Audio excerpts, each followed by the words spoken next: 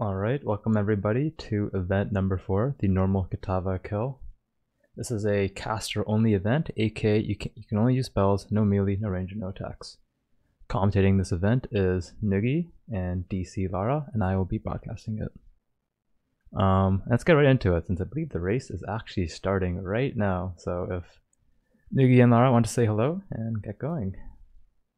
Hello, hello. Hello. Well, we're off to a good start here. Right off the bat, you can see that Freeq, Ventura, and DeadandDoom have all picked Shadow, and Theuberelite has gone with Witch. What do you think about that, Nugi? I think that it definitely seems as Uber is floating on air. I agree. You know, I think he's gotten ready. It's his time to redeem himself. His hair looks luscious like Pocahontas. I think he's taken a shower, got himself really ready for the spotlight, I think, Nugi. Are you noticing the weapon swap making the character look as it's floating? Do you think that maybe have an impact on movement speed? Of course. I think that there are many little tips and tricks in this game, such as MTX changes, little floaty things like that can definitely give someone an edge in this game. Now, we see that DeadandDoom is already logged out. He's in Line Eyes Watch. He's on his game. He doesn't want no baby rage quit this time. He's going to redeem himself. And everyone else is right behind him. Let's see how this rolls out. You definitely see that this is the pro race with the entering town logout trick.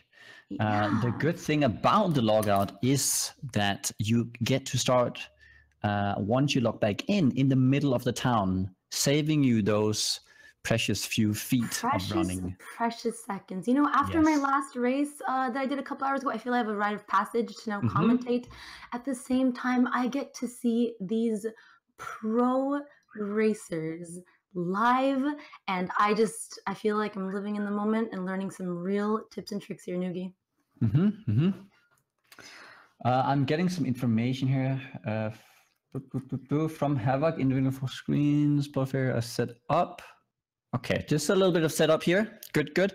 Anyways, in the race we're seeing, we're noticing some muling here onto the Templar, and Uber going straight ahead.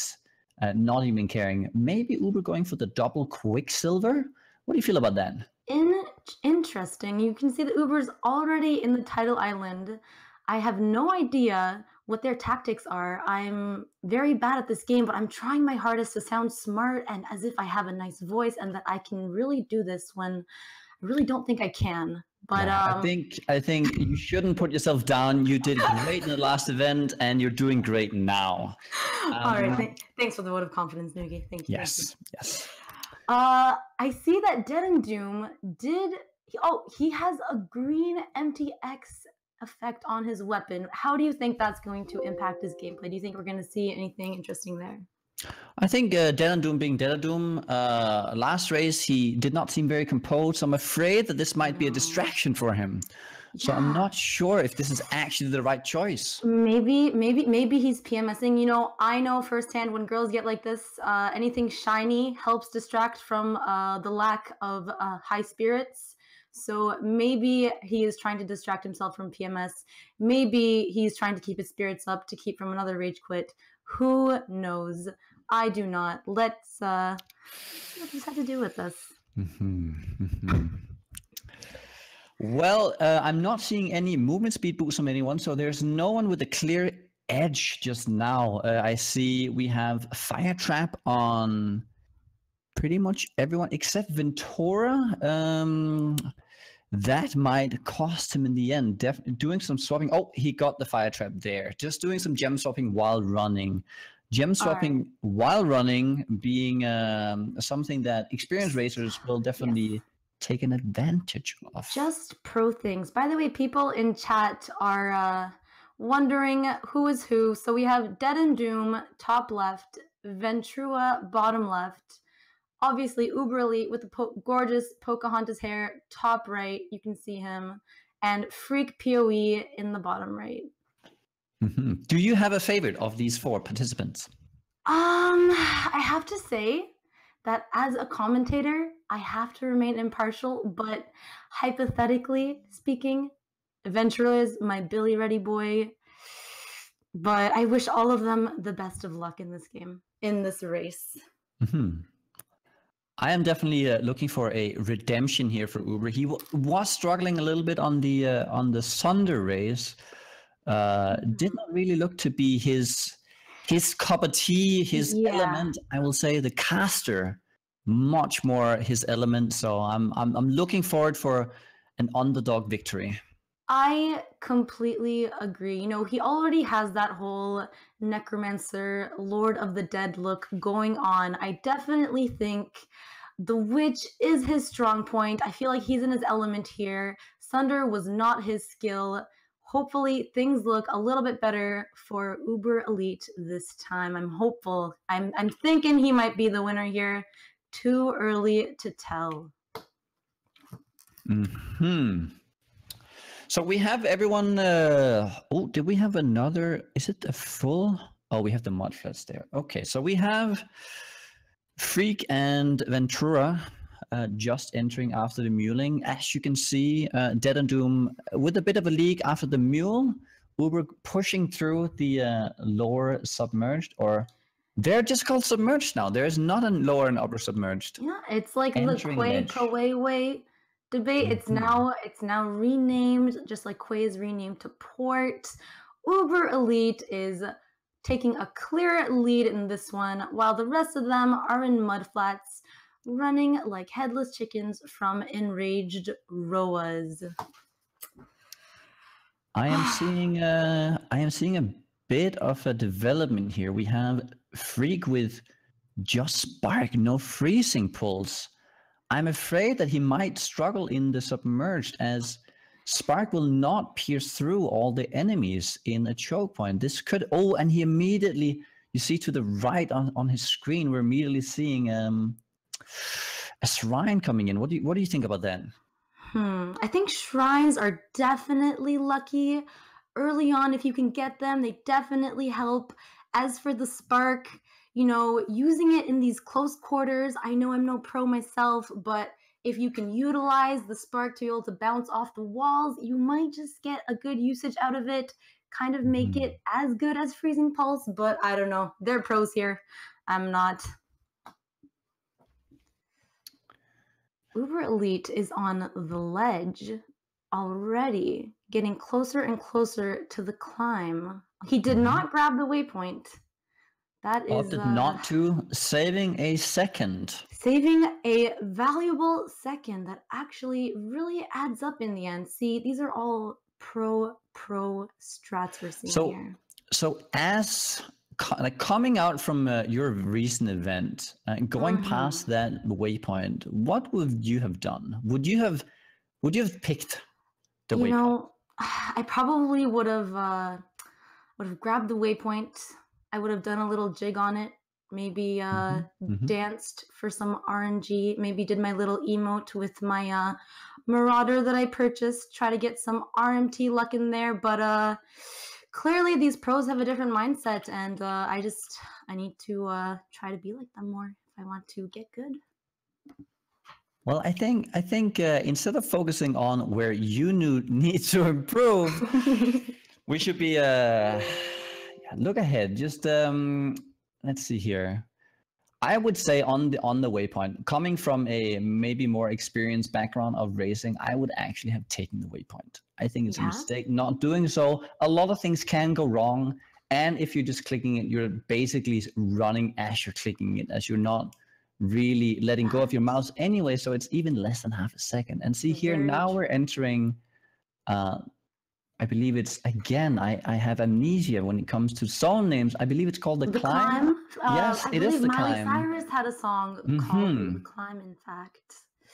That's how I remember. I always take song names to help me remember PoE map names. But it seems that everyone else is catching up slowly but surely.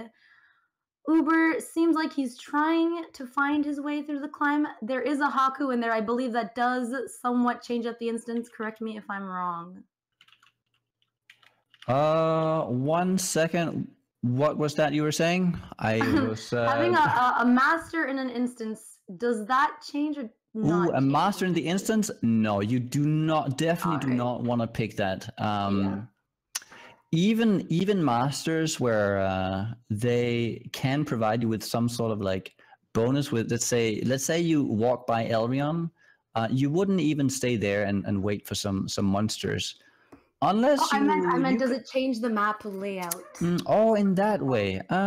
It can actually. I would say in a zone like this, no, it does not. These open zones here, no. We have the ledge as well.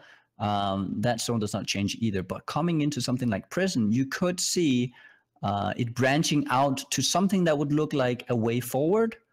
And then sometimes you actually do get confused and run into a master, and it is very painful. Interesting. I see DeadandDoom. As he is running and equipping gems, he is also running and equipping MTX. He seems to be going full out fashion with this one. No one else has any MTX on. I think that maybe this may be a secret strat. Maybe DeadandDoom is resorting different things to try and redeem himself. We're seeing that, getting a little bit low. Wow, okay. Ventura going in for the shrine to get that XP and the damage boost. Almost going down there. Getting pretty low indeed. What do you think about going for that kind of risk this early on? I think you can only get ahead by taking risk. It seems that Ventura is, in last place right now. They're all fairly close to each other. There might be people in chat telling him to hurry up, and he might be feeling pressured to be a little bit more risky with his moves. But, it ended up paying off. He didn't die. They're all in the lower prison now. I don't know if you noticed, but something extremely, what would you say, at next level is what DeadandDoom just did right there. I don't know if you noticed, as he was running to that waypoint, he pre-clicked the logout to the character screen, as it takes a second to activate. So as the click came in on the waypoint, it logged him out. With a split second misplay there, he would have logged himself out before clicking the waypoint. I gotta say, that was some next level play. That is some balls right there. No cap of pride on that one, but I believe that is the next level strats you have to take. That's what you have to be willing to do if you want to win. We are dealing with the best of the best here, and it's neck and neck. They're all so close to each other. So only time will tell, man. As you can see, Ventura encounters another shrine. He's trying to grab it. Incredible shrine luck here. He should get a fat XP lead of this with this kind of RNG. Agreed. He is just getting shrine after shrine. This should help him kind of run through mobs, not be bothered by them as much as he normally would, trying to sidestep them, etc., etc. He is coming a little bit from... No, both him and Freeq are a little bit behind here, so maybe this will make him catch up, as he will get to that level 10 earlier, getting the advantage of that flame dash. Interesting. Oh, flame dash. Oh, I absolutely love that skill. Absolutely adore it. I wonder if how many are going to go flame dash, how many are going to go, any other possible movement skill that they might receive from this. I believe whirling blades is one. Maybe people might opt to go leap slam. I'm not sure. With the Templars, we'll see. I think that we're going to see them stick with the flame dash. For sure here, as you are stacking more cast speed, going into a caster race, not really attack speed. Say you go attack speed, you're going to be, or say you're going leap slam without any attack speed, it will feel as if you're in the Matrix going in slow motion. Personally, I would probably take that, but I know a lot of the pro players would not prefer that, so I'm gonna say, yeah, you're probably right here. They're probably all gonna stick with flame dash. As we see, DeadandDoom gets a shrine with that shocking effect. Uber Elite. I have some fresh stats here going into Brutus, as DeadandDoom, even with the mule, has passed Theuberelite. He has. Really showing that experience. Theuberelite following close behind, though. He just entered the Warden's Chambers as well. It's crazy. I can tell you that in the last Kitava Act 5 race, DeadandDoom got a 13:38 Brutus kill. Do you think he will beat that this time? Interesting. Well, they're already at 15 minutes. Wow, the difference between the caster and the melee race really showing. Really, really showing its effect here, Nugi. What does DeadandDoom? Is this next level strats? He's standing in. Oh, he's using those corners to affect Nugi. Yes. He's trying to get that bounce off the wall from that spark. Oh, we have very smart play. Oh, wow. They're all just. Oh, he does have to portal out, though. He only has one small flask and a medium life flask. Very hard to mitigate damage from Brutus this way. Oh, we have Ventura. Gets beaten. Oh, Ventura almost taken out. And Ventura. Extremely low HP. And in the middle of that, Freeq just hits. walks straight through, no problem, takes the lead. Yes. Freeq is in the lead indeed. So now we have a going to town. Freeq already going. DeadandDoom spending a lot of time window shopping, maybe, as some cute dog might say. Yes, taking a little browse. I think that they can afford it, and I think it's interesting to note that while Theuberelite was one instance ahead of them before, he is currently in last place. Maybe going Spark was the smart idea, luring Brutus into a corner, getting all those shocks on him. Perhaps that is the better way to go, as we can see here as Uber is in last place. Being in the lead might be because he's taking. Oh no! Oh, Ventura with the death. He died. Oh no! Oh, it was these are brutal. In my last race, I also had one of these. As you're not getting any resistance early on, these Harbinger packs with their lightning orbs are brutal. They can kill you in less than a second. They're crazy. I can relate to that, as being sleep deprived as I am. I took a nice little run with Harbinger lightning orb in my last race. It was very nice and refreshing, good for the sinuses. But yes, that is quite unfortunate. Ventura with one death here already, ladies and gentlemen.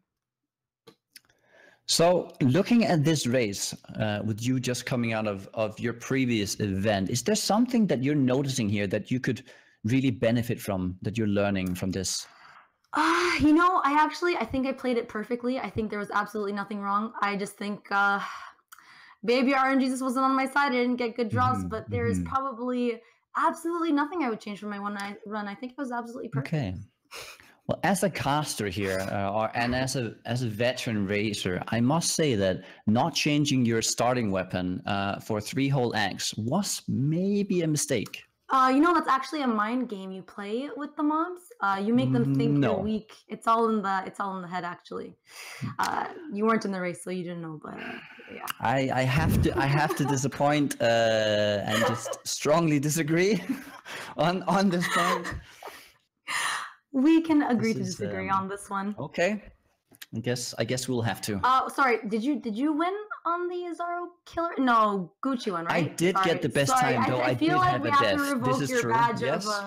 of judgment here. We have it's getting revoked. We have an essence attempt here without being melee. Casters not having the same kind of damage output, or the potential damage output at least. But they are very stable in their. Just destroying the essence pack. In instances like these, essence it was? There are some essences out there that are incredible. Okay. I have no idea what essence it was. There was only one thing running through my head, and that was dang yo, as per the socialization tab in PoE. Maybe if some of these guys got some frosted fish scale gauntlets of skill, they would be ahead with a nice lead. Unfortunately, no frosted fish scale gauntlets of skill today. I don't know if you know, there's been a new development. Ventura down in the left side there made it past the Harbinger orb in Caverns of Wrath. Something that neither you or Noodle could do in less than 10 attempts. How do you feel about that? I feel like this is getting a little bit personal. I mean, you know, you have to deal with the cards you're dealt. You know, sometimes you gotta run with the lightning ball, and sometimes you gotta dodge it. And it's almost poetic in a way. It's almost poetic, almost. It's more sad than poetic still. Couldn't have said it better. Yeah. Well, we're getting close here to a Merville attempt. We are in the maybe still a little. Are we all in Cabinet Wrath? No, we do have Ventura in Cabinet Anger. Do we have everyone with their Flame Dash? No, I'm not seeing Flame Dash on Freeq. This is actually not good. Is he under-leveled, or is he just not equipping his Flame Dash? I am not sure, but I agree. I am not seeing Flame Dash. He's not using Flame Dash to zip past these Harbingers. He might get trapped here. They are very, very close quarters. The door is right there, though, so he'll get away scot-free, but I'm not sure how he'll fare. Locked out a little bit on that. Agreed. One of the things in these layouts is sometimes you can make up a little time by flame dashing over the rivers and not going all the way round to the bridge. Yes, I agree. Oh, we see Ventura already fighting Merville. Fighting Merville. Following closely neck and neck. behind. Right when we thought Ventura was in last place, he comes back with a slight lead, taking massive hits from Merville, though. Here on this fight, especially if you want to stay that close and personal, having some cold resist will do wonders. Agreed, agreed. I think it's also important to take into account that DeadandDoom has very, very bad flasks right now. He has not found a bigger flask than a medium and a small I have to immediately disagree. He has a bismuth flask. Oh, that is true. 35% resist is a huge. That was me bonus. Being a dumb e-girl and not realizing that bismuth flasks exist. I was just too blindsided by those life flasks. But you are absolutely right. He is not taking as much damage as Ventura is on the bottom left. It seems like he's having a hard time. Already downing both. Wow. Amazing damage coming out from DeadandDoom. Definitely has the full setup, the links, cornering that, getting all that spark DPS. He has the MTX to go with it. The others didn't care to equip MTX. You know, I feel like DeadandDoom has his shit together Freeq is also going low. Oh, Freeq with his Merville fight. Spark. The spark is getting soaked up as well by the swords. Yeah, I think he would be smart to try and lure maybe Merville into a corner. Maybe try to get a bit more effect out of his spark. He is taking massive amounts of damage right now, but she's almost dead. So I think he is good. And then we have Uber also. This is a close one for second Merville. Ventura really struggling. I'm surprised. He was in such a good lead. Agreed. Agreed. But now we see DeadandDoom taking a large lead among everybody already. Let's see where he goes. Oh, he opts for the Riverways. The Riverways is definitely a great place to start, as you can farm all the way onto the waypoint. Most of the time in the Riverways, we do see racers then porting back to town and then going straight to the right to soak as much XP as possible. Let's see if he opts for that, or does he just keep going? Okay. There are varying strategies here for what you do and what you should do. Oh, DeadandDoom encounters a Harbinger mob. He does manage to sidestep it, though, and it looks like he's using Firestorm now. A nice switch for him. Did you see Ventura just selling a Chrome to get a scroll fragment, followed by selling Alteration Fragment just to get his ID scroll? That is the level of poverty that one must unfortunately endure in solo self-found. One can't get enough of saying that and repeating it, but in solo self-found, it really is a struggle to get by. You know, you have scraps and crumbs. It was unfortunate for him to have to sell that, but you got to make do with what you got. Very true. And something very comical here, right? We see DeadandDoom trying to cross the bridge. Unfortunately, Flame Dash just not letting him make it the across. experience not paying off. He is... is he Struggle is trying? real. Oh no! He's been standing there for maybe a good minute, trying to Flame Dash across that. He did it. He finally makes it. He is well on his way. Maybe And wasted finally a makes it to good Western Forest. 10-15 seconds there Mhm. that he might end up regretting later. Maybe he should have taken the long way and crossed the log. I will say that Who knows? he did make the right choice doing that flame dash over. You can flame dash over every single river point where there's a broken bridge. It can be a little hard to bit find tricky. that sweet spot though, right? That sweet spot that lets you just cross over sometimes. From experience, it's if you're a common collected, you can definitely see the little edge. So where you can go you're saying over. DeadandDoom is not common collected? You're saying I think he's feeling a bit of pressure. he's feeling a bit of pressure because he had his little baby rage quit. You think he's trying to make up for it? I think he is. I talked to DeadandDoom a little bit before, and saying that we would like to see kind of more of a collected calm approach, right? Where he would not let the nerves get to him. Yeah, that would be nice. It's not nice to see someone giving up like that, but it is understandable why he did that last race. But hopefully we don't see something similar. As we can see, I believe everyone except for Uber. No, Uber too. They've all gone Firestorm. Yes, Firestorm being the most powerful caster skill early on, provides you with good single target and good AoE. Yes. Definitely the correct choice here for a caster. Agreed. And we can see that Freeq has gone Flame Dash now. I guess he just was not high enough level to use it before. And they're all using their Flame Dash movement skill now. No one seems to be forgetting really anything. Although Uber's life flasks are a little bit questionable right now. He does have the worst life flask out of all the players right now. It's going to be interesting. I don't know if you noticed, but Uber just made I do believe he just made a +1 wand with fire. Oh, that's going to be nice. Yes, that is a huge damage upgrade. As every skill, I believe it gives you somewhat of around like a 12% more damage per level. That's very, very nice. At least later on, it might actually be more in the early levels, but definitely a huge damage upgrade here. For sure. Does anyone else have a +1 wand that we know of? Trying to see here. I don't see anyone else doing that vendor recipe right now. No, not quite now. I'm definitely not seeing that. I do think everyone is doing a very good job. It seems to be a very even race still, even though DeadandDoom does have somewhat of a lead. Yeah, he does seem to be ahead. We have Freeq doing a little bit of window shopping here, selling some armor scraps for some wisdom scrolls so he can buy an iron ring.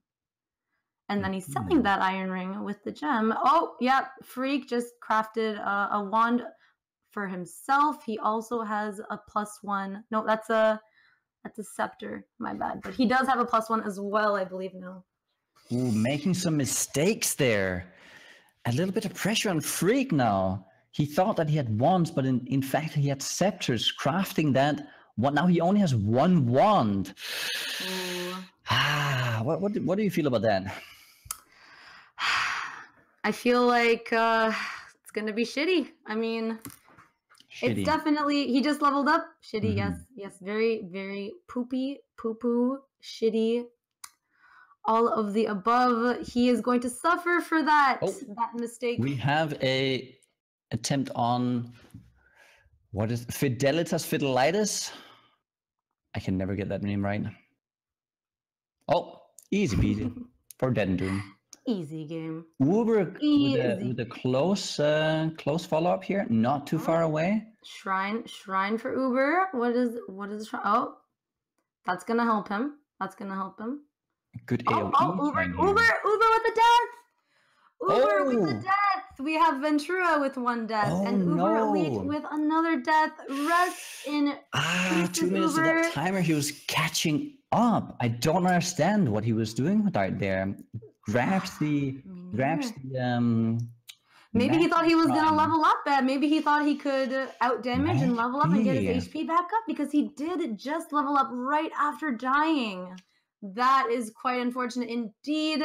You can look at his face. He is feeling the stress. You can see little beads of sweat falling off of that gorgeous Pocahontas hair. You can see a little bit of a glint on his forehead now. He is feeling the heat. He knows he fucked up. He took a risk and it did not work out for him. And now he is living with the consequences.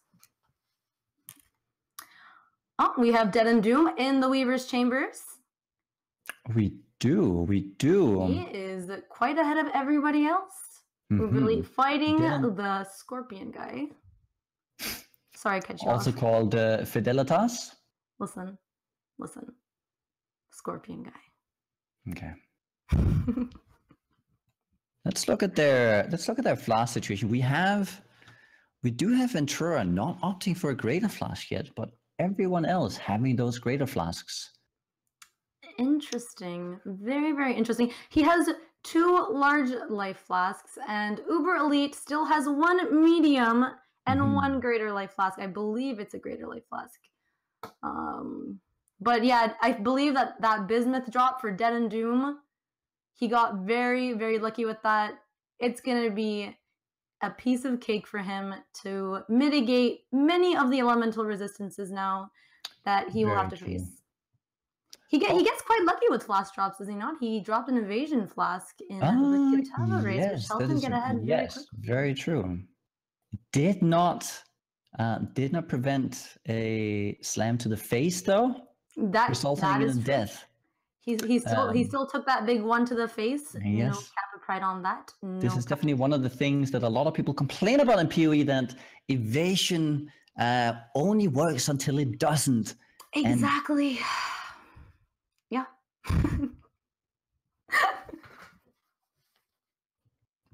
Anyways, we have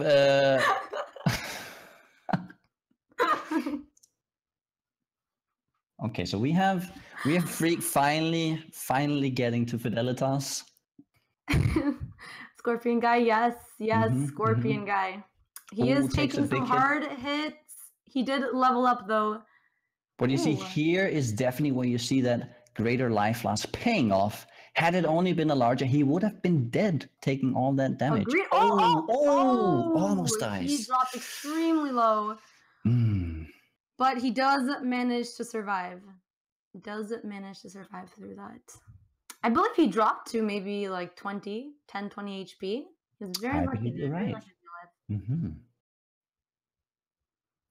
Oh, so, we have DeadandDoom on the way to Caitlin, I believe. Is that where he is? It looks like he's on the way towards Caitlin now, if I'm not mistaken. On the way to his first bandit. Do you think any of them are going to help any of the bandits, or do you think they're going to take the 2 passive skill points? Let me quickly think about this, because this is actually a big deal. Seeing as if getting those 2 levels earlier, like right as you can see here, DeadandDoom picking up all that health, all those big juicy nodes. In the Templar area, there's a lot of very powerful nodes. And if you can get to those quicker, that might actually push you ahead a lot more than, say, taking that Caitlin movement speed. And he does up for the kill. Very interesting. We see here that DeadandDoom grabbed a crit shrine and he rushed his little baby rage ass over to Caitlin. What? Instantly destroying him. The luck on DeadandDoom today is incredible. What do you feel about him killing it in 3 seconds versus your 3 minutes?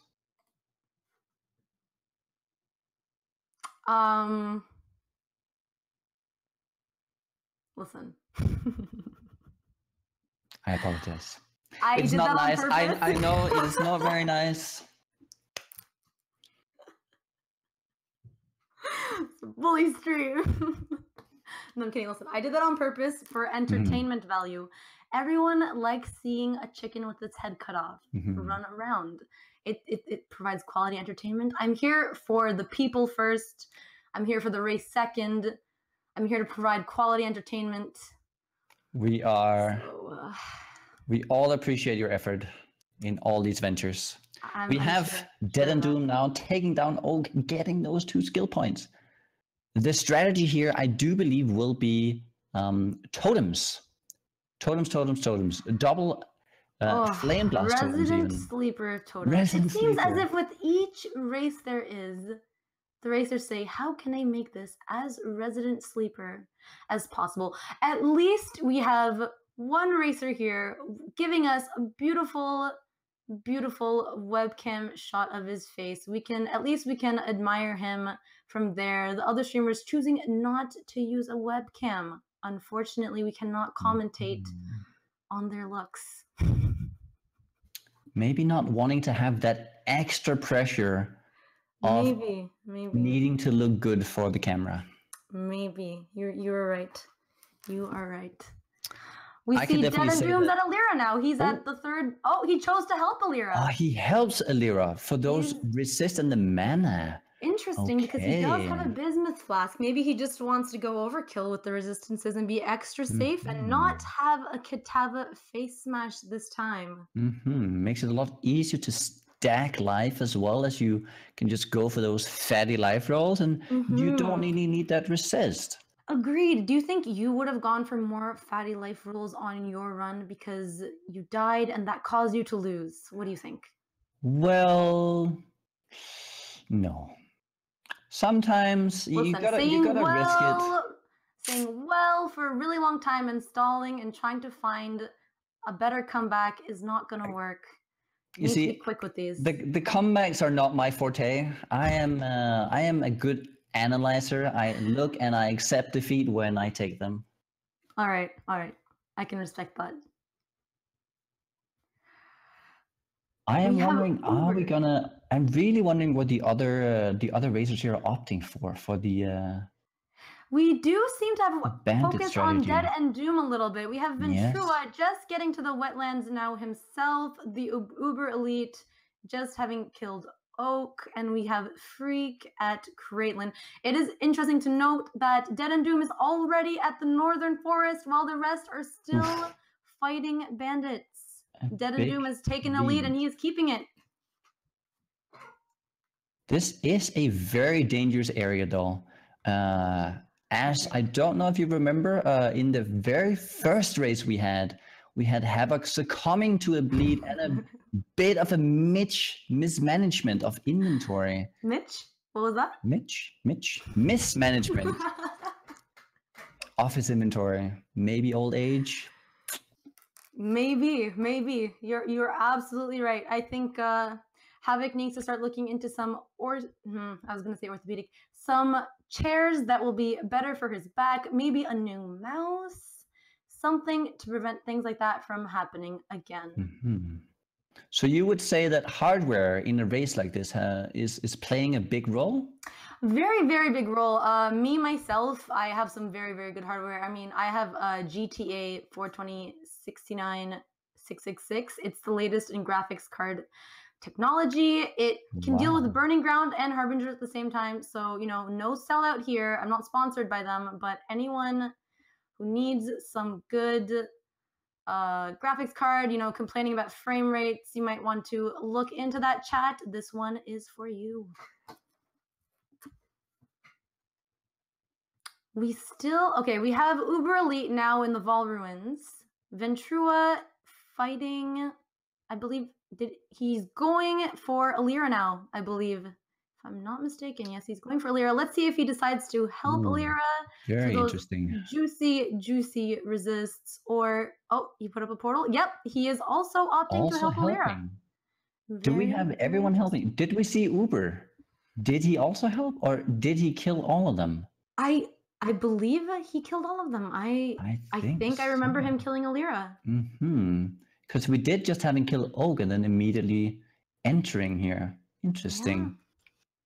Yeah. That would put him ahead towards the totems a lot quicker. Yes, that is true. That is true. Templar and Resident Sleeper totems. It would really, really, really help with that. It would help with falling asleep as well. Just a little pointer. So would you ever like to see more of a change up in strategy, maybe?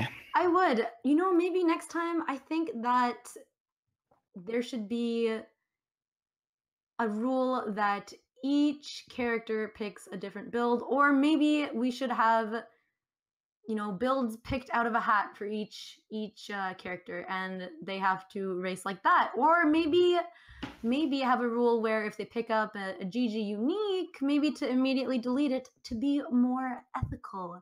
Perhaps next time, maybe even have an EQ jug race. I feel like that would be a very good fan service. EQ jug being one of the best meta builds there is already.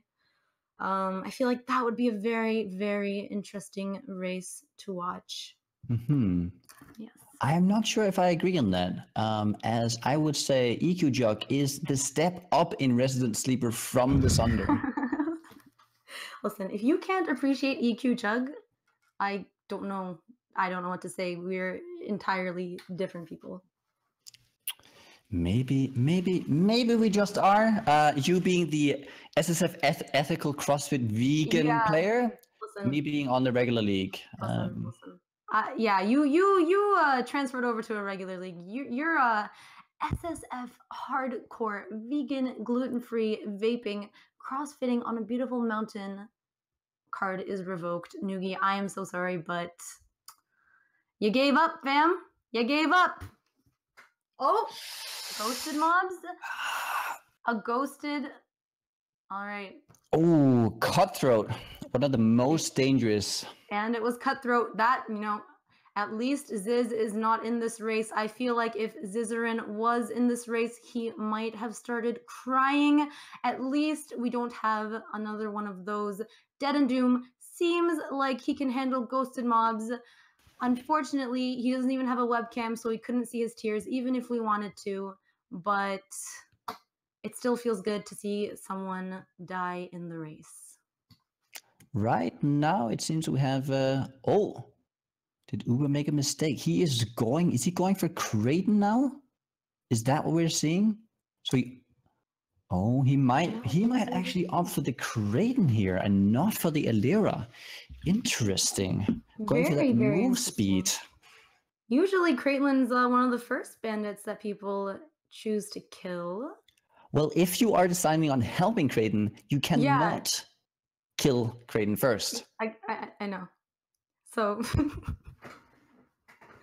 so it doesn't seem like he is deciding on helping Creighton now.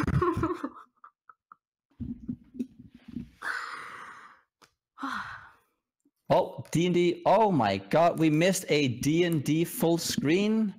Debated. D&D full screen? Yes, we just missed it. We missed it. Oh no.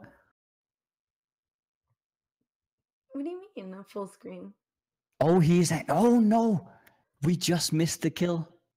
I feel so bad. I feel like the worst caster ever. We missed the Vol kill. It was so fast. He killed Vol? DeadandDoom, the 15-year-old wonder kid, now showing his true colors. Bruh. I am floored. That was an amazingly quick Vol kill from DeadandDoom. He is just speeding through everything. Crazy. He's definitely maintaining insane damage through all of this. One might think that he'd had some practice before, not just on Sunder, really proving. Perhaps. It seems like he's taking a little jog with that lightning orb, but flame dashed away from it at the last second, and he is already at the start encampment.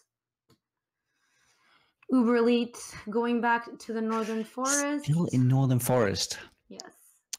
Going with these off-meta choices again, and not really pulling through with this. Very interesting, but you know, spellcasting is his strong point. You gotta trust that there's a bigger plan here. You gotta trust that he has a plan in mind and that he will come back to definitely a competent racer, but maybe he's just He's trying to be a snowflake a little bit too much. Maybe he needs to conform to the meta. What do you think? Maybe he is trying to be a special snowflake, especially with his paleness. He already shines bright like a diamond. You know, especially with that, you know, sweat glinting off from all the stress of being last. He is shining bright like a diamond, like a beautiful little snowflake. But we will see if his special snowflake idea ends up working. Who wouldn't be sweating under the limelight right here on the big stage? Can you blame him? Agreed. You are absolutely right. They're all probably sweating. They're all probably sweating down to their feet, Nugi. They don't have cams though. Uber's the only one with a cam. I am sure that we have everyone else apart from Uber sweating furiously, dripping from sweat right now. Absolutely, they're in water. They're in water right now. Completely submerged. Did you not feel the pressure coming into your race just now? I didn't. I was completely confident. No nervousness. I had my game plan. I enacted it, and I have no regrets from that. None at all. Mm-hmm. I think we are getting close to another Vol kill here. Maybe we could get a little swap as we have Ventura coming in for the onto the Apex. Let's see if he has some special strategy for us here, as we should not miss this. Agreed. We should pay attention, as good commentators should, to this fight. Theuberelite coming close behind. Doing a little min-max. Yes. I think Uber is he's just only now. Yeah, he's just ascending the pyramid. You're right. But we all know there's plenty of time before that Vol Oversoul pops out of the ground. Pre-firing that Firestorm. That's just to lay down that DPS, as Firestorm is a ramp-up skill. The longer you cast it, the more balls will be flying down from the sky. More balls, yes. More balls from the sky, yes. On to the Vol Oversoul. Lots Uber more. Really picking up some pace here, actually passing Freeq. Interesting. Uber was in dead last place, and now he does seem to be catching up. We had quite a misfortunate event down in the bottom, going under the Vol, debating once again. Picking up that mana, very nice. Upgrading potions is a very, very important part of a race, as being able to just maintaining, spamming out the Firestorm, very important. One thing I would say that he maintains good flask upgrades on mana potions, though still on large life potions, not agreed. At the vendor now. He's been up on those large life flasks for quite a while now. This is the pressure showing for sure, as we have Uber now attempting the Vol fight. The Vol fight. I believe Freeq has one more pair of stairs before he's at his own Vol fight. I believe he is very close himself. He is very close. Let's see, is he on the first or the second floor? As you can see here, coming through the pyramids, the first level as you enter the ancient pyramids can be very random, but after that, yes, as you can see here, always straight to the left. Or we're taking some hard shots to the face from that Vol Oversoul. And Freeq has just initiated his own fight as well. It'll be a good 2 to 5 hours before Vol pops out of the ground. Let's take a look at the rest of the players. DeadandDoom is at the marketplace. Huge lead on the rest of the players, I must say. Just entering Battlefront. Very nice. Yes, well, we do have a very close finish here in Act 2 between Freeq and Uber. Uber getting very annoyed. Oh no. Agreed. His facial expressions were very, very not happy with there. that. Damn. Agreed. And Uber just finished up his Vol fight. Freeq taking some hits. Taking some hits. Freeq got some unique gloves. I Getting believe some they were unique wrapped mitts. insane. Linked as well. Oh, dead even Uber and Freeq. This is very close for third place. Yeah. A sub 50 at least. What you're hoping for here is you are hoping for around a 40-minute kill, so 10 minutes behind what you would consider a top tier, an A race. They are far behind their meta timing. I gotta say, we have DeadandDoom coming into Solaris, where you follow the carpets. Yes, I remember Solaris very well. I believe you were doing a Spectre build. It was almost a summon Spectres for 2 hours and then maybe some actual gameplay build. Correct me if I'm wrong. Yes, but luckily we're not. Like, none of the players here have to play Spectre, so they do actually stand a chance in a race. Thank Kaduku for that. As desecrating for hours can be very boring. Yes, very. So we have Theuberelite entering the Sarn encampment. He is catching up. Oh, something I have not noticed. If you notice the timers, do you see a discrepancy? Oh, Freeq has started his timer later than the rest. Later than the rest. Did he not press the timer, or do we have like a delay? Feels thinking man. Is this delay or is this cheating? Chat. I don't know.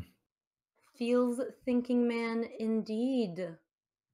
I wonder. Maybe he's been tapping that start and pause, adding like gain an extra second now and then. Maybe. I think we have to keep close attention. P-click.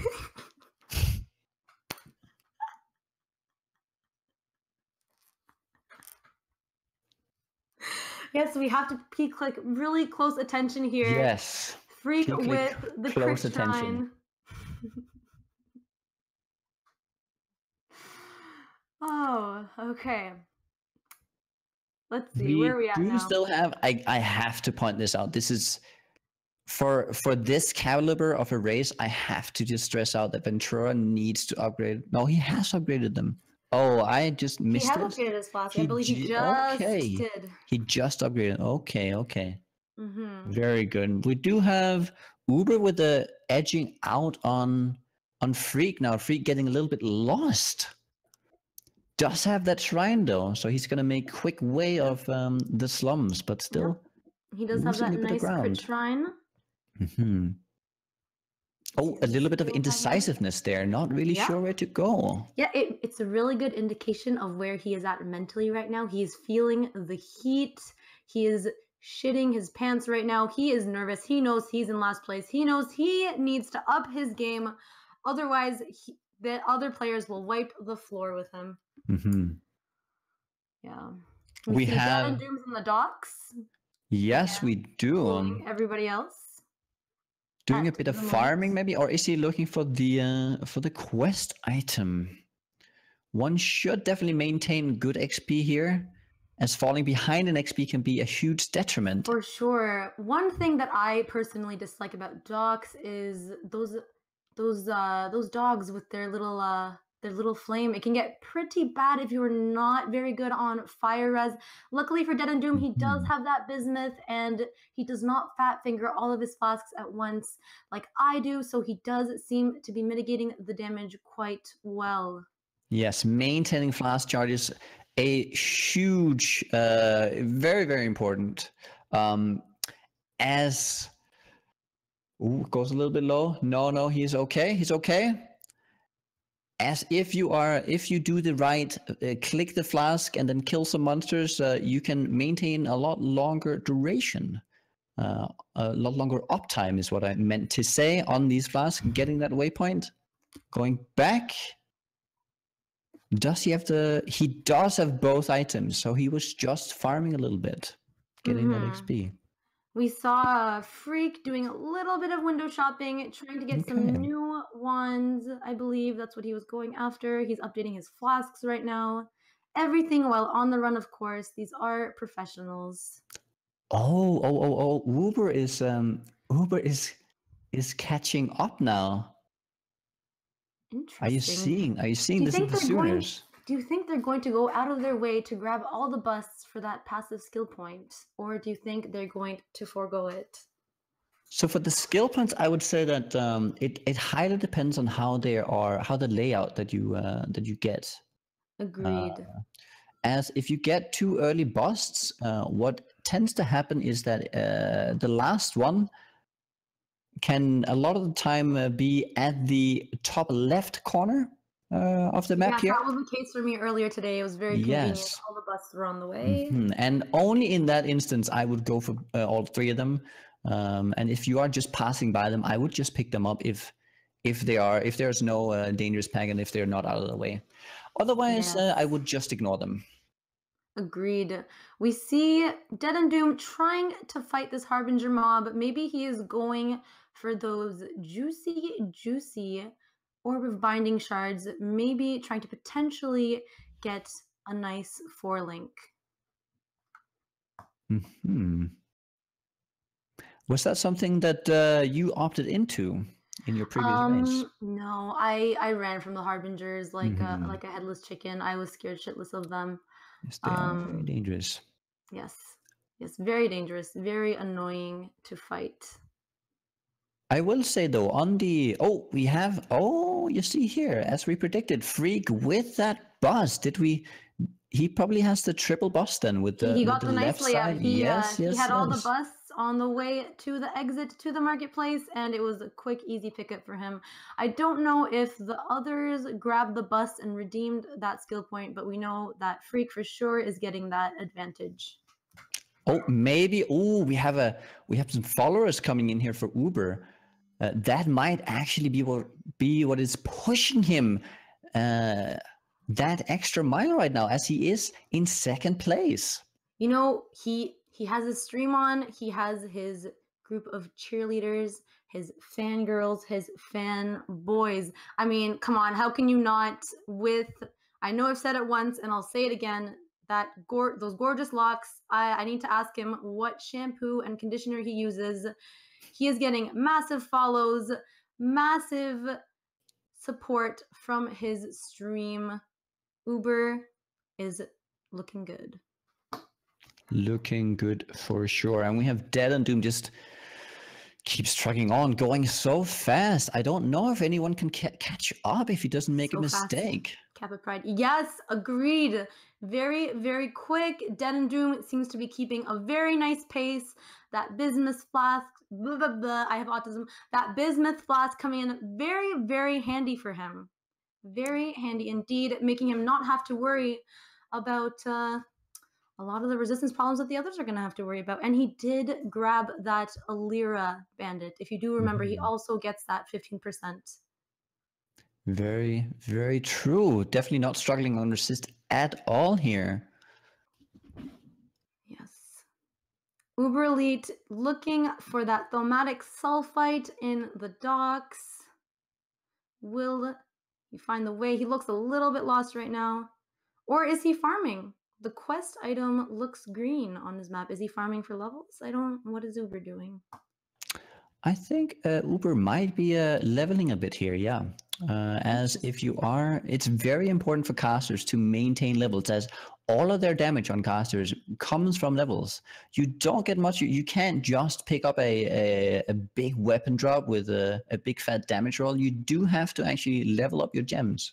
Very true. Oh, no. He has the quest item right there. It is his first pickup of the thaumatic sulfite, so it makes me wonder, Nugi, did he get jebaited by the Decanter Spiritus? I know that it is very tempting to pick up that quest item and carry it in your inventory all the way to Act 10. Maybe he thought he would pick it up as a good luck charm and then decided, no, you know what, this is a race. I need the inventory space. I'm going to drop this out of my inventory and be more serious about this. I don't think any of these racers actually did pick up the Decanter. I saw that Uber picked up the bust earlier and dropped it again, only picking up that one, not getting that lucky layout. The Decanter, no, I don't. I think the experience of these racers, definitely everyone here should know, and do know that that is not something you pick up. Very interesting. I wonder what that green quest item was then on Uber's map. No, the green quest item, as I said, it was the boss that he picked up down in the sewers. That's true. That's true. And he didn't not find the the third decanter. one, so he dropped it. Right. Sorry, I have selective hearing.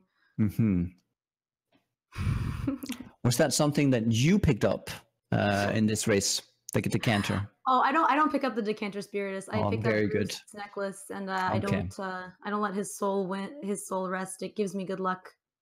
The Groose necklace, I'm definitely an offender of carrying that around. I did have a Groose necklace all the way up to 82, I believe, on my last Did you have it when you opened the box that killed you? The box? Oh no, at that point I did not have it anymore. I think there was It's actually a well-known fact. Carrying Groose necklace in your inventory makes we have a crash maybe on Ventura. Oh no. Ventura crashed. Rest in pieces, Mr. Billy Ready Ventura. Did he get the waypoint though? Or does he have to run all the way back? What's going on here?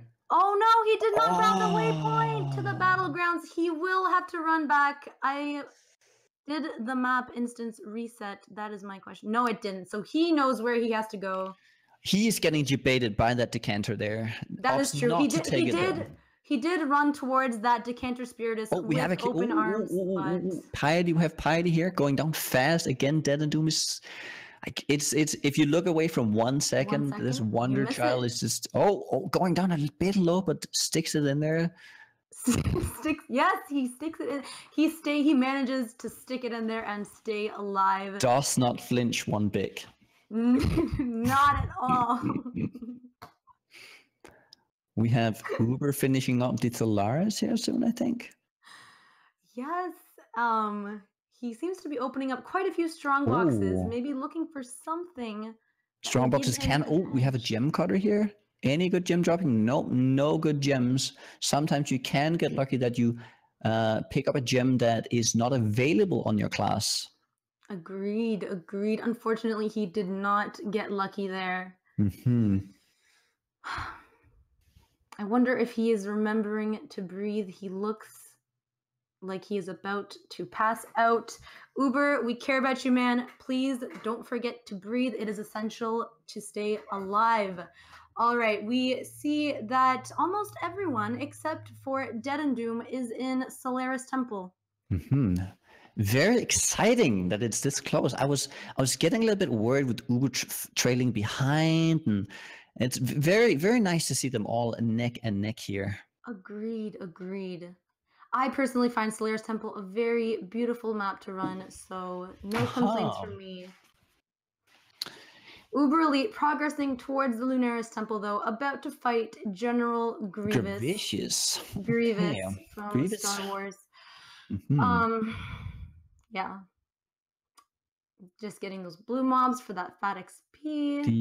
The key part here with Gravicious is that it gives you the 28 gem, the gem that everyone is looking for when you do pick up those double totem, as you get the Flame Blast gem. Precisely. The one and only. That the one and only Resident Sleeper Flame Blast gem that we all love to see so much. Oh, that was okay. So we had a big development here. We had DeadandDoom up at the left, using that one fusing to get the 4-link on the red, blue, blue, blue. The red, blue, blue, blue being so important. Getting a fat roll of that alchemy orb, getting some life and resist. But again, the red, blue, blue, blue being for the spell totem, Flame Blast. I would maybe assume some cast speed, Ellie focus, maybe conk effect. Very powerful. It's going to be very good for him. Also, I don't want to nitpick, but you did call it fat. That is actually not acceptable on the internet. It is pronounced thick, but I'm sure that, you didn't know that, and that is fine. Thick being spelled with a double C, I presume? And there are spaces in between, yes. Yes, I am not too familiar with this meme, as I am from an older generation. Yes. You are, when were you born? Like 1950, 1930? Not that far back, but you're not far from it. Do you have a classic "back in my day, boy" little line for us, or you have some wise words of wisdom? Words of wisdom. I on the spot here. I'm no, not really. Well, you're not very wise. Don't drink and drive. Okay, all right. Well, there you have it, chat. I hope you guys got enlightened a little bit because of that. Yeah, that was pretty disappointing. So we have Theuberelite on his way to piety in the Lunaris Temple. We have Freeq PoE killing General Grievous right now.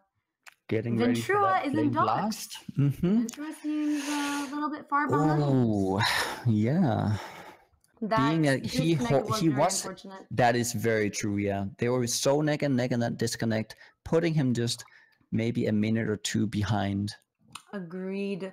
But as we saw from before, the tactic in these streams does seem to be let everyone die and then come and swoop the prize from out under them. So if Ventura plays this correctly and can rely on everyone to die to Kitava, he has absolutely nothing to worry about. He can take his sweet, sweet time.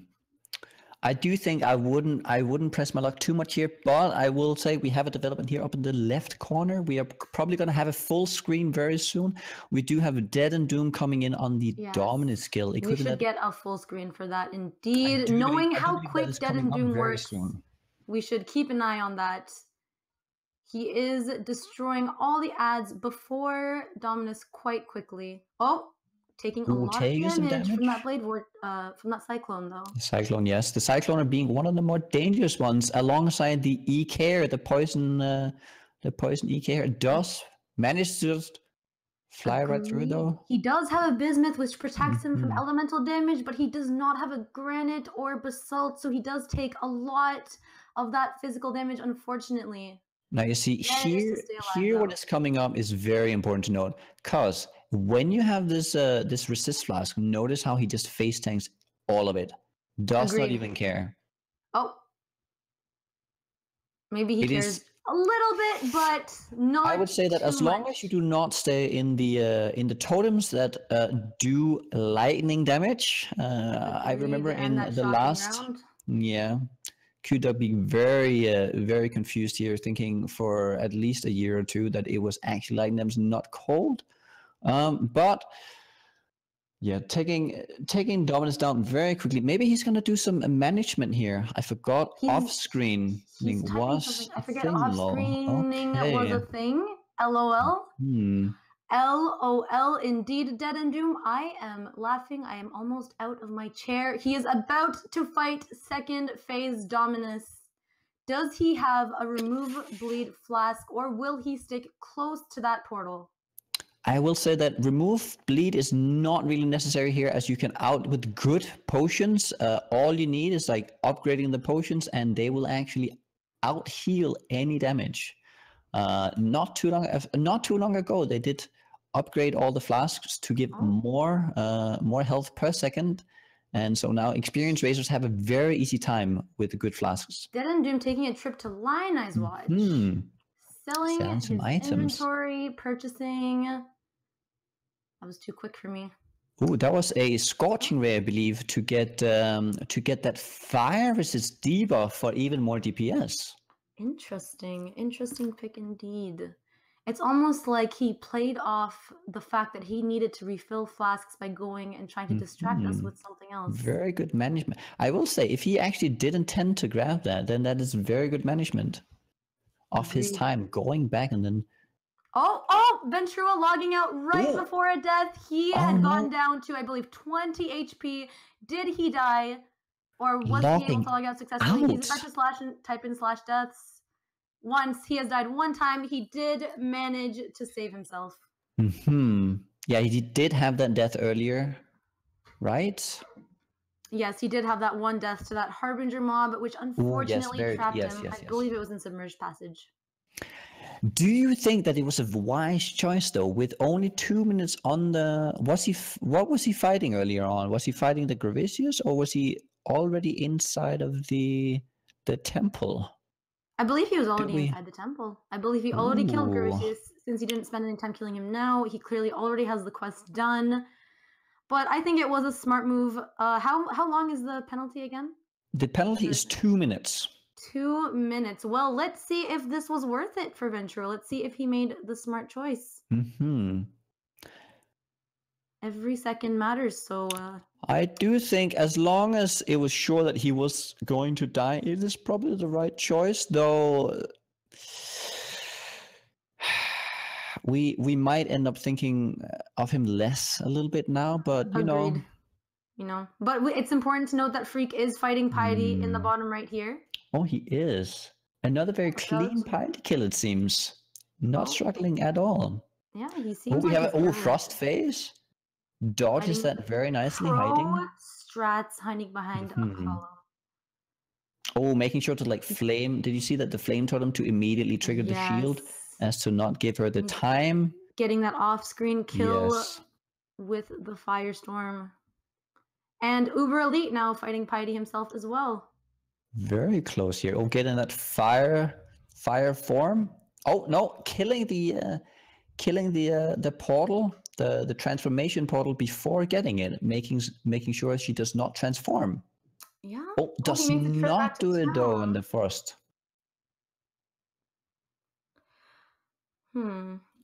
Selling a lot of his inventory. Oh, he's upgrading flasks. Yes, Uber does seem to be upgrading flasks right now. Yes. If you take a look at everyone, Ventura seems to be the weakest on flasks right now. We do have a full screen here on Uber. Oh, that is true. It was the Orb of Storms that we got on DeadandDoom, not the Scorching Ray. Obviously, the Orb of Storms to activate the Elemental Overload. But let's just focus on Uber here. Yes, but let's focus on Uber. Oh, getting the fire. The fire not being too bad, as you can... If you have good potions, and he does have potions, he does not believe in them, though. He is out of flasks. He only has a little bit of charge of his mana flask left. He has... A little bit fat-fingered, though. Oh, he seems like he's running away, waiting for Piety. Oh! That was a swift portal out. He did not have any flasks left. That was a good call on his part. Would he have been able to kill Piety without that portal? I believe so, but it's important to not take chances in matters like this.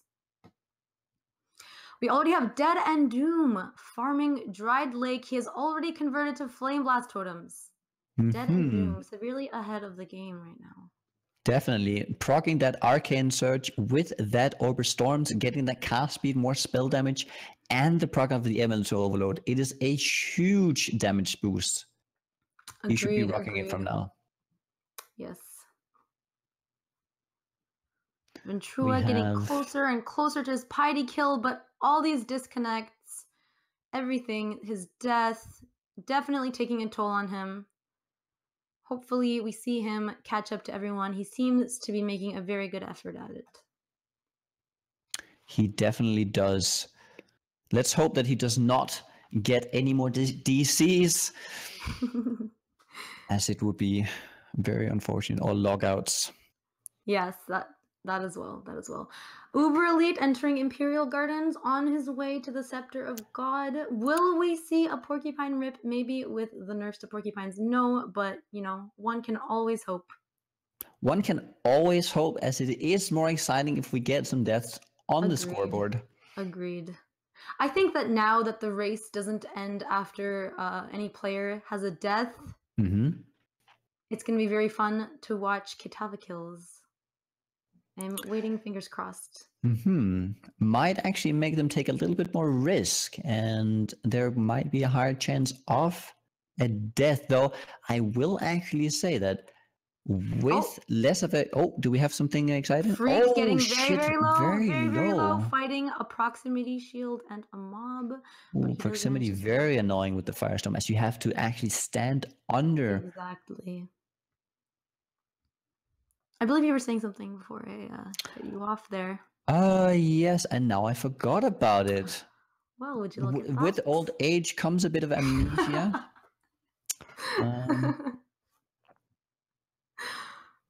I will Just a try little and bit see of if I can illusion. remember it again. Maybe chat can remember it for me. Okay. We will see. Anyways, we do have Freeq getting very close to Dominus. Yes. Freeq again having trouble with those proximity shields. Unfortunately, he is inching closer and closer to his Dominus fight, though. And Uber And Uber lead as also, yes, do you think we might have a photo finish here on Act 3? Perhaps. I wonder what level both of them are on. Meanwhile, Ventura is fighting Piety right now. She's almost dead. Ventura's DPS is insane right now. And you see here a clear difference between Uber and Ventura, where Ventura has balls and Uber did not. So we did get a swift kill here. Very, very true. One downside to having the cam so small is that we do not get to see the full picture. We do not know, especially with that long hair of Uber.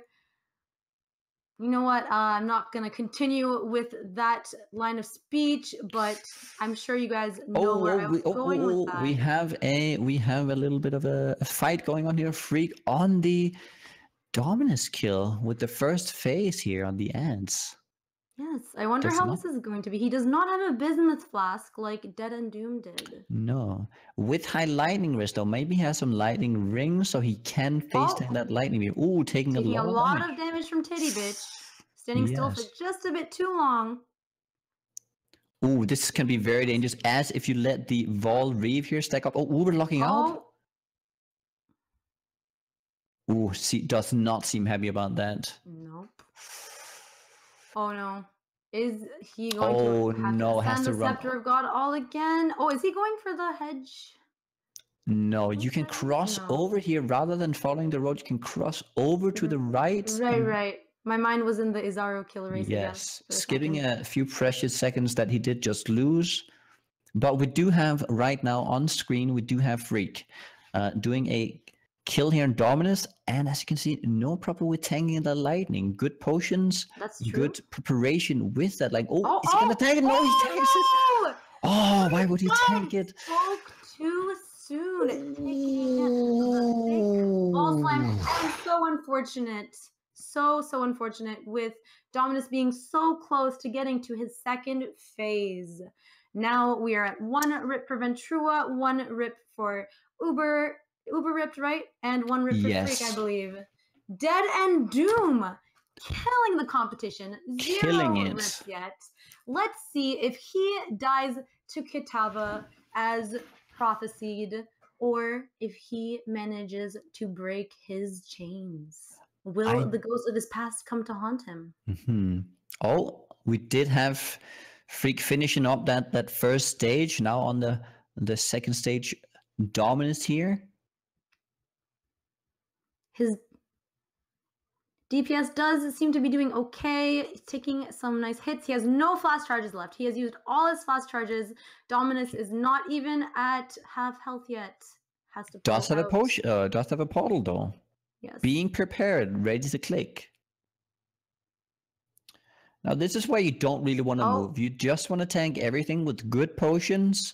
Sidestepping a little bit to not take too much damage. If there are ads out there, as you would rather layer on some balls on the ads as well as Dominus to take out everything, so you can stay in the fight longer. Every time you have to portal out, it takes away uptime of that DPS, which is not preferable.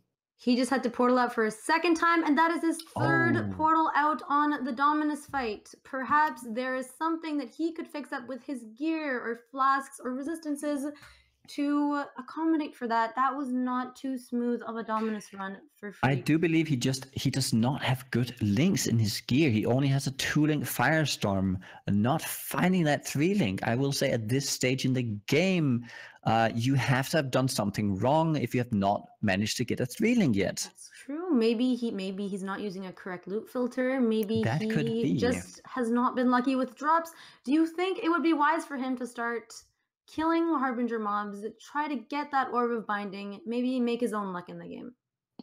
At this point in the game, if you are still not on a 3-link and you I think, yeah, it probably is a good idea. It's a bit of a toss-up, as if you're only on a 2-link and taking on Harbinger packs, that is going to be extremely rough. So that might actually not be worth it for him, even though the payout might be really good. Remember, it is not a guarantee that you're getting Binding Orbs off those shards. That is also true. That is true as well. We have DeadandDoom on his way to Doresso. Absolutely crushing the competition. We still have Ventura in Scepter of God. Freeq is in second place in the Aqueduct. Theuberelite on with his Dominus fight right now. Let's see how he fares. If he will need to portal out as many times as Freeq did, or if he will do better. Remember, he was already fighting Dominus before, and he had to log out because shit got too real. Oh, was Uber fighting Dominus earlier? I believe it was Uber, and he was upset that he had to log out, and he didn't have the waypoint to the center of God. That is even. Oh, that is probably the worst feeling you can have as a racer. Yeah. Being on a boss fight and then knowing that you did not pick up that waypoint. I don't know if you remember, but on Ledge we already noticed that he opted not to pick that. Maybe it's a strategy of his, and now it's coming back to haunt him. It's coming back to bite him in the bum. He did not pick up the Ledge waypoint. He seems to have a fetish with not picking up waypoints. He will suffer for this, and he will have to run through it again. Fighting Dominus now, taking a decent amount of damage. Not having prepared that lightning res, as we saw with the previous last 3 kills. I believe they all had good lightning res, so they could face tank the beam. A bit of a mistake here. Mistake indeed, and Ventura is also now in the Scepter of God. This logout costing Uber dearly, whereas he was ahead of Ventura. Now they are both fighting Dominus. Ventura is catching up despite his disconnects. Oh, going very low though on Ventura. Ooh. Is there a reason why DeadandDoom switched from Doresso to Comb? Did he grab the Doresso Dream waypoint and then switch to Comb? Yes, I believe that he did. And he probably did that to gain some XP, or maybe to prepare some gear. Many things could be the reason for this. But definitely the XP going into here might be a factor. I do not remember whether or not there's a zone level difference, as that could be a factor, or just that he might feel more comfortable in the early stages of the Doresso zone rather than the Calm zone. And we see Freeq here is farming Aqueduct. He realizes he needs a 3 or 4 link to up his damage, otherwise he will not be able to progress. He is looking for gear. He has been unsuccessful thus far. Not dropping. That was a lot of skill points. Did he just regret it? Did he just not have them? Freeq with another death. Oh no. Freeq clearly getting frustrated by the game, throwing away the lead. Lack of drops, throwing away his lead, dying again. Even the mouse at the size of I don't even know, like, but he can't even misclicks. That size, you think he's compensating for something? Maybe he might. Maybe he went small mouse. He's going humble again. Now. He is humbling himself. He is humbling us. He is showing us how to be a true ethical player. He is going with a smaller mouse now, ladies and gentlemen. Oh, we had a bit of a development over at DeadandDoom, I hear. He found a 5 link. Are you serious? I am completely serious, Lauren. Sadly, though, I have to inform you that it was a dexterity base. One of the worst bases you could possibly find. Not even a red slot that you could use. Unfortunately for DeadandDoom, the game is laughing in his face right now. It is laughing and saying, haha, jebaited. You thought you got a good 5 link. Think again. But beggars can't be choosers. At least he did get a 5 link. He has that he can say, even though he can't use it, unfortunately. We do have Ventura here on the last phase of the... Ooh, going very low. But Ventura sticks it out. Does not flinch. Does not flinch. In the meantime, we have Freeq on The Vol here with the Freeq has switched to. Did I just say switched? Freeq has switched to Flame Blast Totems. He switched from Firestorm. Do you think he found the gear he needed? I believe he did. Otherwise, he wouldn't have. What do you Yes, I think he might have. This might also why he hasn't done it earlier. But yeah, for sure. A little bit of a rough kill here. taking Vol, a few hits from Vol for sure. Yeah, and Vol just dashing out of the Flame Blast as well a few times there. Very annoying. Agreed. Freeq hoarding a few items in his inventory, playing a little bit of what I like to call inventory Tetris. It's like when you come home with bags of groceries and you don't make 2 trips. You sort it out, you stack bags, and you carry them all in at once. Interesting to say that DeadandDoom is on to his comb fight right now. Let's see how he does. He's doing fairly well. One thing here that you have to be careful of when you are playing with totems is that he can do the glacial cascade times. Oh no!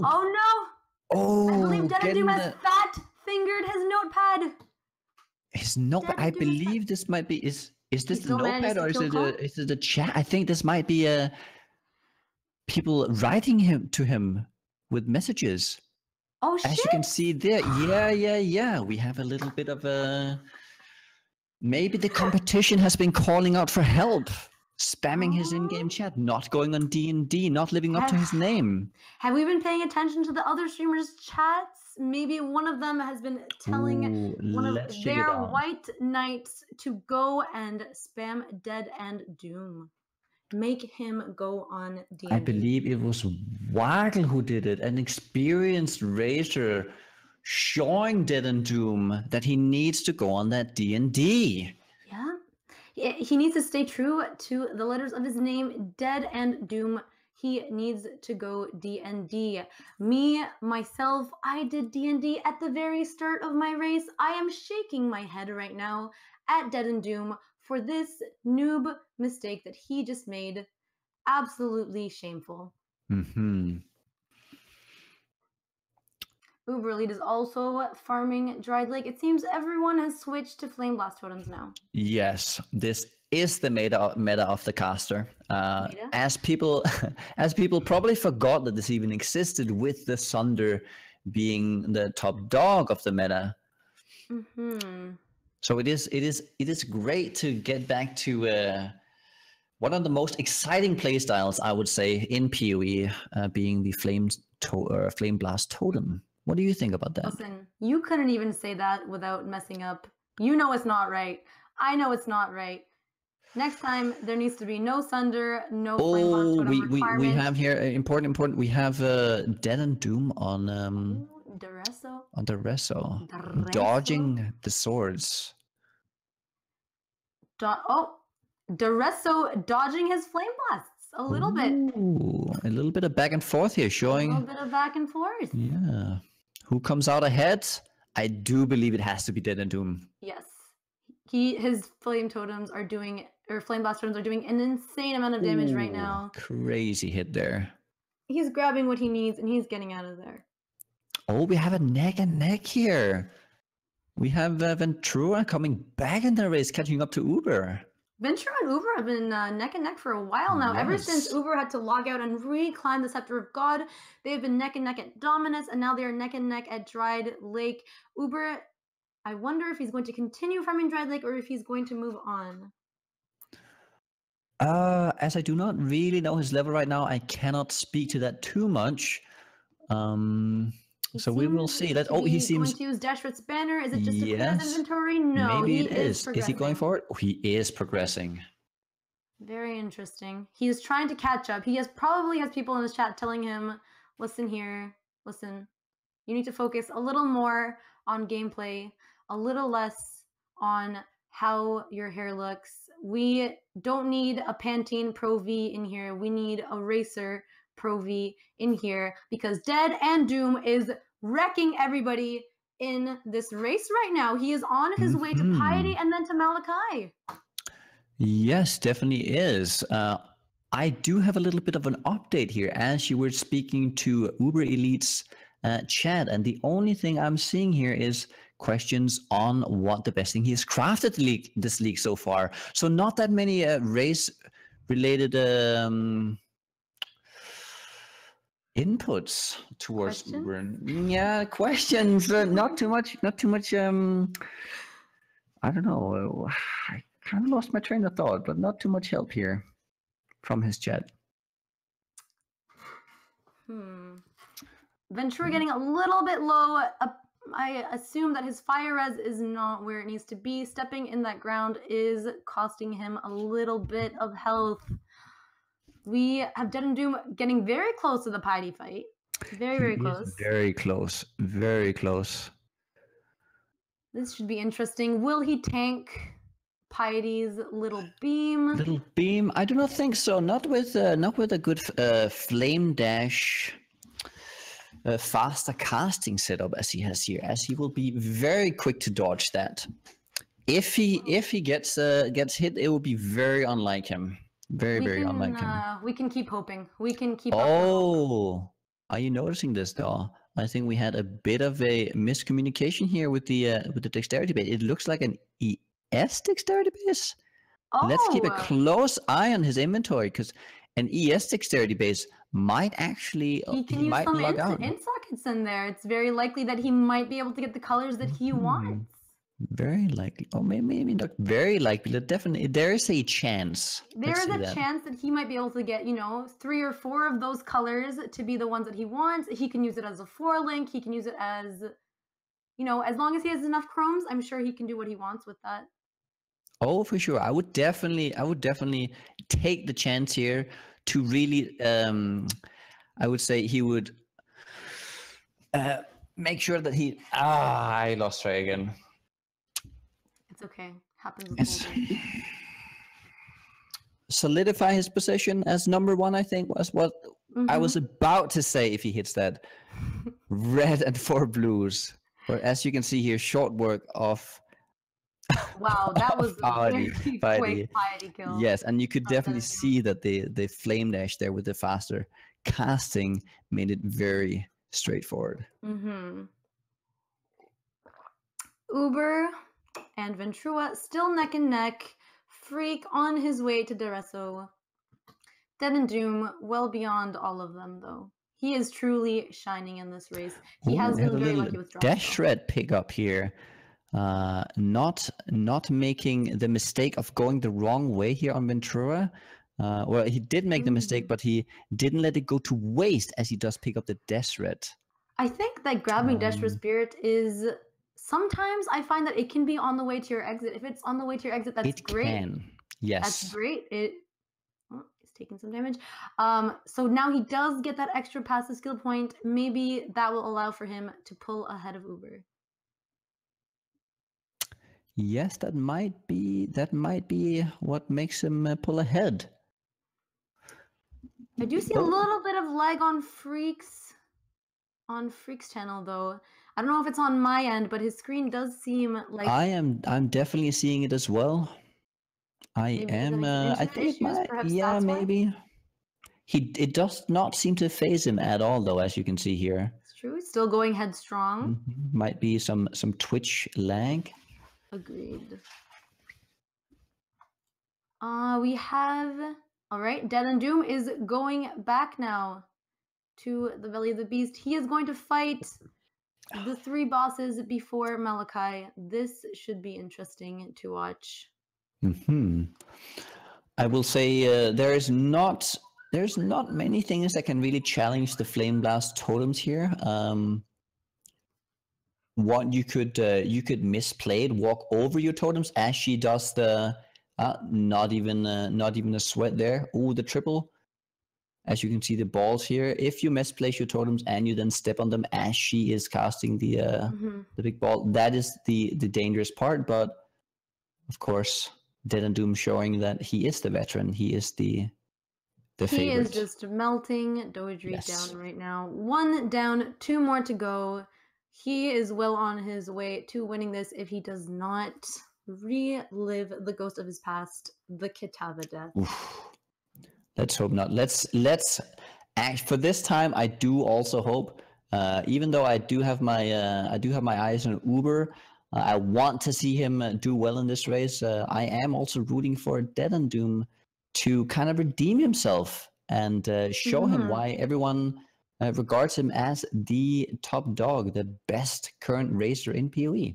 He is definitely proving himself right now. If something unlucky happens in the Kitava fight, it will be quite funny indeed, but I hope that he redeems himself. Oh God. There has been a huge development here in the right bottom corner. I'm not sure if you're seeing it. There is an AFK. Oh, no. Let's hope nobody asks for a trade right now, as it would definitely go straight to Reddit. It seems that he's experiencing severe lag. If you look at the water below the waypoint platform, the water is moving in an extremely laggy fashion. I believe Freeq is having very bad internet issues right now. It's admirable of him to even continue playing like this, because I would be very frustrated. I would want to pull a Death and Doom, but no, Freeq says not today, Zerg, and he keeps on fighting despite the poopy internet. We have Malak. Oh, dodges the slam here from DeadandDoom. He is on Malachi. Again, as we mentioned in the past, this is Hellman's biggest nightmare. But we have DeadandDoom making quick work. Yes. Oh, look at that. That was very immediately step into Piety to get that spear going, so you can immediately step down, as if you do not step close to Piety, he will not go there very quickly. Yes. One thing that might be annoying here is with the zombie ads. Do you think the Flame Blast totems will start targeting the zombies? And that is something quite annoying to deal with. Not all the damage is going to be focused on Malachi. They might start looking for other targets. Notice how he is pre-placing the totems as he knows he is going to transition. Oh, did you see the Asian level dodge there? Asian level. I did, and that is a dodge only achievable by Asians. They have a specific genetic code for it. That is truly something, Nugi. Oh, even with a little tickle dodge there in the end, just to show him who is boss. I am allowed to say Asian for those in the chat, as I am myself part Asian. He is Asian, so he has a rite of passage for that. Yes. We have Uber taking a little bit of a slam there from... Ooh, do you remember the name of this... of the guy before the Reso? I do not. I actually always forget, but making quick work of him nonetheless, even though we don't know who he is. Yes, maybe chat can help us out with this one. I do not remember his name. The only names that I remember in PoE are Elise's, the SS Rogue XL, which is a very big pain in the butt to deal with as a life build. I am getting a little bit of an update here. It's called Barcool. Barcool is the name. Barcool. All right. Interesting. Some gear updates here though on DeadandDoom. We have DeadandDoom with his weapon 1 has 4 to 47 lightning damage. His second weapon 2 to 21 lightning damage and 8 cast speed. Cast speed being incredibly good for that for the Flame Blast to finish earlier and to really up that clear speed, and also the flat lightning damage early on, as your spells are not dealing a lot of the base damage of your spells is somewhat low early on, so flat damage on weapons has a huge impact. He's getting that good elemental damage on weapons, which is definitely helping him melt bosses and mobs. Although it is important to note that with this instant change into Act 5, the mobs become significantly tougher, they hit harder, and they swarm. There's a high mob density here. One could easily get overrun, as he does encounter a Harbinger mob. He manages to run past it. Dashes into the middle. Ooh, takes another big hit. Very dangerous zone for a caster here. Yes, very, very dangerous. As a lot of this is physical damage, and as we normally see, we see Thunder Racers here, not really struggling that much, but they do have strength gear with armor on it, and tend to stack more health as well, so they make better work out of this.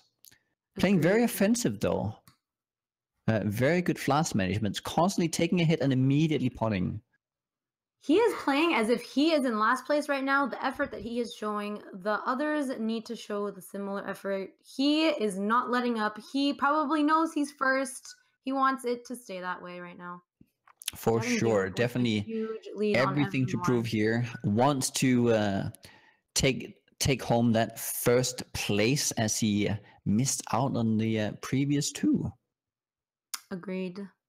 Especially with him being so close with one of them. It's going to be nice for him if he can redeem himself here. We had Uber there in the stronghold, just taking one of those notable totem nodes with that placement speed. Placement speed being very, very powerful, very important for anyone going totems, as the quicker you can get down a totem, the quicker it can start casting, and the quicker you can start moving on. Everything speaking towards going faster.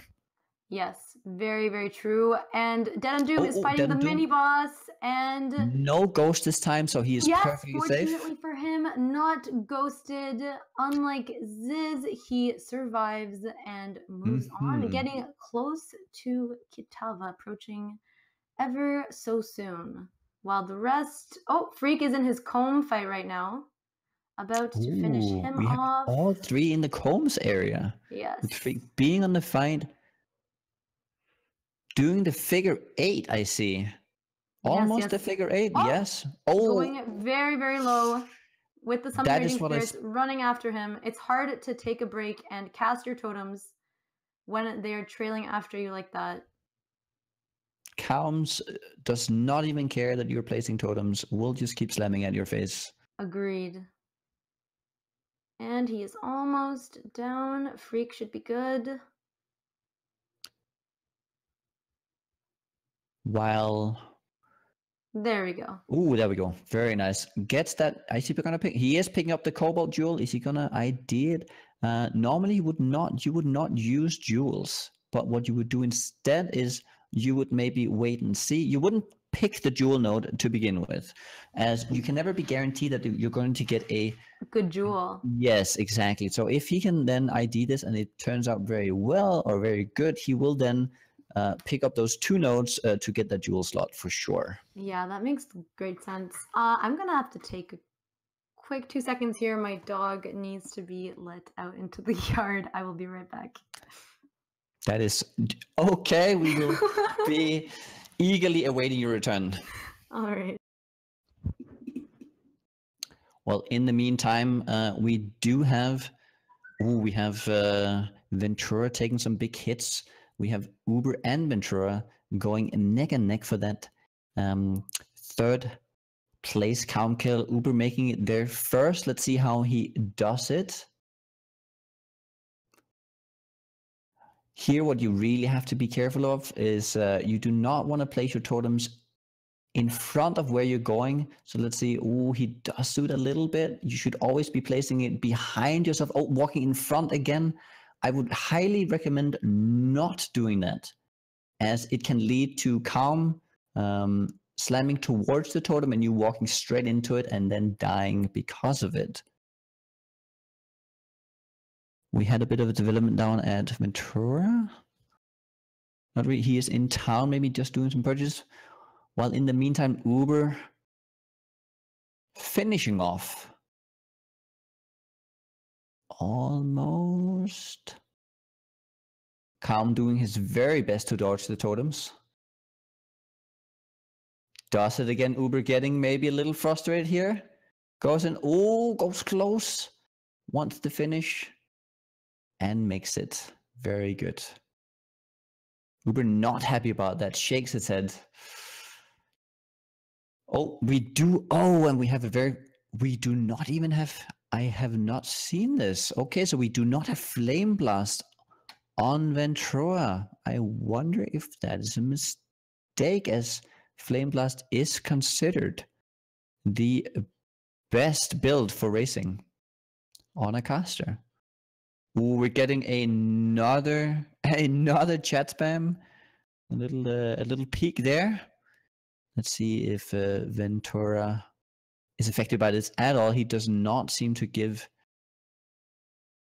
any attention to it at all. Not phased. We have a question from chat in the meantime here as well, as we do get the kill here. There's quite a bit, but we do have a question from chat. Why are some of these players not using NTX? Are they trying to get bad RNG? I think as the game has progressed here, I might actually buy into this. Ooh, as I say that we have Ventura almost going down, but this might be the lack of MTX. As it's been mentioned before, that getting that MTX might actually have some meaningful give you some meaningful advantage. As the only one wearing MTX is actually DeadandDoom, and he is way in the lead. I am back, and I was just meaning to say to some of the butthurt fanboys in chat, anything and everything I say is completely serious, no sarcasm, completely everything I say is intended exactly as it's meant to be taken. No regrets on that. Anything interesting that I missed while I was gone? We had a close race between Ventura and Uber on the Calm kill, and now we even have a close race on the Reso kill here between Uber and Freeq. Oh, Uber going down. No, he died. Oh, no. Did not do proper dodging there. He is back in the fight immediately though. And we had Freeq taking down the Reso. Very interesting. I have lost count at how many deaths. Does that put Uber at 2 deaths now? I'm definitely at least counting 2 deaths. At least 2. Yes. I do not know if he has taken more than 2. I do believe it's only 2. Let's see if he can stay alive here for the rest of the fight. Let's not add any more minutes to the clock, as we would like to see this be as close as possible. Agreed. Right now, it does look like DeadandDoom is very, very clearly in the lead with 0 deaths, while all the other players have at least 1 of their own death with that time penalty. DeadandDoom is looking good. Looks like he will probably be the winner here, but you never know. Kitava does hit very hard. We do have on Kitava, if historically DeadandDoom has never been able to take Kitava down, always dying on him. And in this race, if you die on Kitava, you have to reset the entire zone. So if he can never take him down, he would just be in an infinite amount of resets. So we will have to see whether or not he can pull through this time. Absolutely, 100% agreed on that one. That's all I have right now to say. Well, then I have Freeq down in the right corner, going through that belly of the beast. Same as Uber. Uber is also going through the belly of the beast. Ventura looking for that last Reso kill. I am very happy to see that that Freeq made it through that bad streak of lag and is actually pushing that second place. He might still be under pressure, but at least like he's showing good form and fortitude here. Yes. He's showing really good form, and it still looks like he has a little bit of lag on We have an innocence fight. Ooh. Innocence fight. He has. Yes. Oh, DeadandDoom has found an evasion flask. This will help him if he finds himself caught in a tough situation. Yes, he got very lucky on the vendor getting that Stip Knight. Yes. And we have Ventura fighting Reso in the bottom left. DeadandDoom making quick work. I'm seeing him doing a lot of swapping here, gem swapping on that. Have you noticed what it is he's swapping around with that blue gem? I have not been paying that well of attention. I think it might be some. I guess I'll see if I can't figure out what it is he is swapping. Maybe we can get some input here from our spectator Havoc, maybe. Oh, good dodge here. Staying close to Kitava while he does his beam makes it a lot easier to dodge it, as you have to run much less if you're close rather than far away. You know, math. Yeah. Oh, Ventura getting very low in the Duresso fight. Oh, fighting Duresso. Yeah, it seems he's struggling just a little bit, getting very low again, has no life flask left. He has to portal out. Oh, it takes a lot of damage from the swords. But let's stick with DeadandDoom for now, as he is in the limelight. Oh, doing some sweet dodges again with that cast speed on that flame dash, putting in some weight. He is killing Awesome innocents work. very, he's taking away the life very, very quickly. Yes. Again, he does have those two amazing weapons with the fall link, and he has the correct setup here with the flame blast, not opting with this subpar firestorm. We have Uber and Freeq neck and neck. Freeq is fighting Coyote right now. He's just dodging her beam. A lot of beams being dodged, and I will say that and a lot of boss fights going on right now. Oh, locks out a little bit there on DeadandDoom, as Innocent was finally doing the bullet hill right at the end, but too little, too late, and doesn't even have to use that portal out. As he killed him right on time. Yes. And, managed to avoid the worst part of Innocence. Ventura is still on that Duresso fight, though. It doesn't seem like... he is doing Firestorm instead. Oh my goodness. Ventura dropping to 100 health. He is not even using totems? He is struggling right now. He is doing self-cast Firestorm, and he almost has Duresso down. I wonder why he switched off the totems, though. It's... That is an interesting choice. We will have to. That will be an interesting question after in a post interview for sure.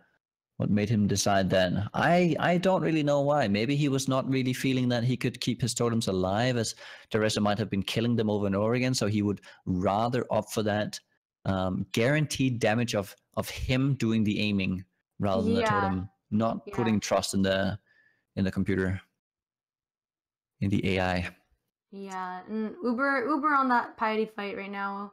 It's probably one of the easiest fight for Flame Blast totems. It's not like she moves around. She just stays in one spot, and you just have to walk in the circle. This should be an easy peasy fight. As long as you do not walk next to her, she is easy peasy. Though, a little bit of caution to how you place the balls, as they can do a lot of damage if you do not have the resist. But does not seem to be an issue. Freeq going for Duresso now. Was he not fighting Duresso just now? No, I believe that was Ventura. Ventura was fighting Duresso. Freeq on his way to Duresso. And DeadandDoom. What quest state is he at? He already grabbed... Is he So he is... Or... DeadandDoom? No, I think he's going straight from the throat here. Straight for Kitava. Yes, yes. There is no need anymore. I think he is well maintaining his XP here. And he will be set. Even now, had he been on Kitava, I think he would take the challenge immediately if he had the choice. That's always admirable. Despite being so far ahead and not taking that extra time, I just hope that it doesn't come back to bite him in the butt, being a little bit more prepared. But he does have that flask, and he's ready to, I guess, prove himself where he could not a few days ago. Oh, I see. Of course. So we had D&D here earlier. I said that he was throwing some gems, and of course, I am not the most proficient caster racer, but he is doing the swap to the conk effect, giving that single target damage.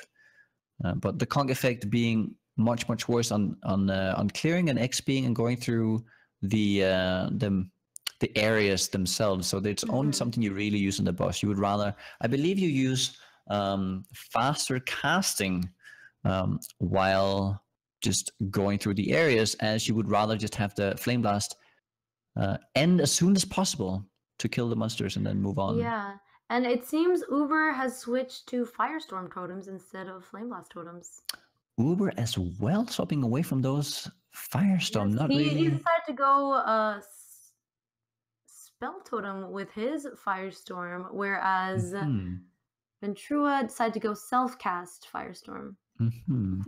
The upside here on the self-cast Firestorm is that you get to maintain that onslaught. As you can see up in the left corner of Ventura's screen, you do have that onslaught buff being maintained. Oh, going very low there. Even that extra movement speed did not make him step out of the way. Yeah, very, very close call. As you know, we're reaching the end of the race. It's only a matter of time now until they all kill Kitava, or at least I'm sure they'll all kill Kitava. I don't know if it'll be deathless or not, though. But we might see DeadandDoom very, very close to his Kitava fight. I do think that with less penalty, DeadandDoom being mostly a softcore racer, or at least he came into the racing scene through softcore when a lot of people started complaining that, well, it's softcore, it doesn't matter. And now with less of a penalty, he is not really feeling the pressure, I would think. Agreed. And he has not died. He has played this as if it was hardcore. Even not as many mistakes this time. Is playing without deaths, yes. And here we go. DeadandDoom in the Kitava fight. Monka S on that one. Hopefully, did you notice no what he did there? I want to point out immediately here, he is not reserving any mana. He decides to not have that anger up. The reason is that if you do not have mana, being mind over matter, you have more of a total effective life pool, as your mana will be used instead of your health. He's playing the waiting game. He wants more defense, take a bit of damage off the totems, and go for more one-shot mitigation. Dodges the deadly combo that killed him last time. That combo right there was actually what was the end of him in the last race. Now we're in ad phase 1. As we know, the ad phases can get very overwhelming if you let them accumulate, but Flame Blast totems does seem to be a really good way to mitigate them. He just needs to keep casting and walking around. I'm sure he'll be fine. Flame Blast totems does seem pretty good. Would you consider making a Flame Blast totem build after seeing this race? No. No. Flame Blast totem was the last build I played before going from softcore to hardcore. It's pretty soul draining. So I don't think I'll be playing Flame Blast totems anytime soon. Okay. What about you? I might consider it. It seems really good. As I am mostly a meta player, most people know me for all my meta builds. I don't really differ much from them, and yes, I might go for this. All right. Well, have fun with that. Thank you. I will enjoy it. It's all that matters. Finally. Oh, did he do it? Did he do it? Is he? Oh, he did it. DeadandDoom with the victory. No death. DeadandDoom finishing the race. Time. He is even happy about it. He definitely deserves to be happy about it. 0 deaths. Ages ahead of the other players. Congratulations, DeadandDoom. That was a very, very, very good play on your part. Not getting tilted this time. Getting some decent RNG. I would like to see DeadandDoom get bad RNG and not crumble over the pressure, but for this time with the good RNG, I'm happy to see that he did so well, and he is happy about it himself. That is very nice to see. Congratulations once again, DeadandDoom, for coming in first place. No deaths. Now it is a fight for 2nd and 3rd. The 2nd place here gonna be very exciting. We have a very close race. We have Ventura trying to catch up to Uber and Freeq here. Still on the three bosses before Malachi. I have to say that DeadandDoom never really got unlucky with internet or never got in too close of a situation where you had to log out, whereas the others did face situations such as that. What's up? Very true. Oh, we have Hello, DeadandDoom. welcome. Welcome. Big congratulations on your win. Thanks. How do you feel? What's your first reaction after coming in first place? Pretty excited, especially after dying in the first Kitava race to him. Mm-hmm. I saw you dodging there was like a little bit of almost a hesitation there on the X slam, as we call it. Yeah. Where you didn't bait yourself into actually stepping on one of the mines, because it was the exact same combo with the mine into the smash. Yeah, but I think I landed. So have you putting in some preparation into understanding that a little bit better, or Nah, you just played better. This time I also had a lot more effective life set because of M1. It's very true. I saw you taking off that anger just for the safety. Yeah. You did have a very, very good run. Yeah, it's really good RNG. I like where I spent 12 chromes trying to get the colors and then just 4-link it in one fuse and the other chest piece. Yes, I saw the one fuse falling. That was pretty exciting. I spent 12 chromes on an energy shield 4-link and didn't get the colors, and then I fuse it in one fuse, a different chest. I guess you get lucky in some areas and unlucky in others. I got pretty lucky this one. The only thing I didn't get is the second Quicksilver, basically. Mm-hmm. Did you have move speed throughout the entire run? I got 10 MS in prison, and yeah, never got 15 or anything. Yeah. Mm-hmm. Well, that's a pretty good run then. Are there any places you would improve though, going forward? My Act 1 was pretty slow. I haven't played Templar in a while. I think it was like 22 minutes, I think. I think you can definitely do sub 20 on Templar now with the new onslaught every time. Yes, it was definitely very slow between all the racers in Act 1. Yeah. I mean, Act 1 is also my worst act, I feel like.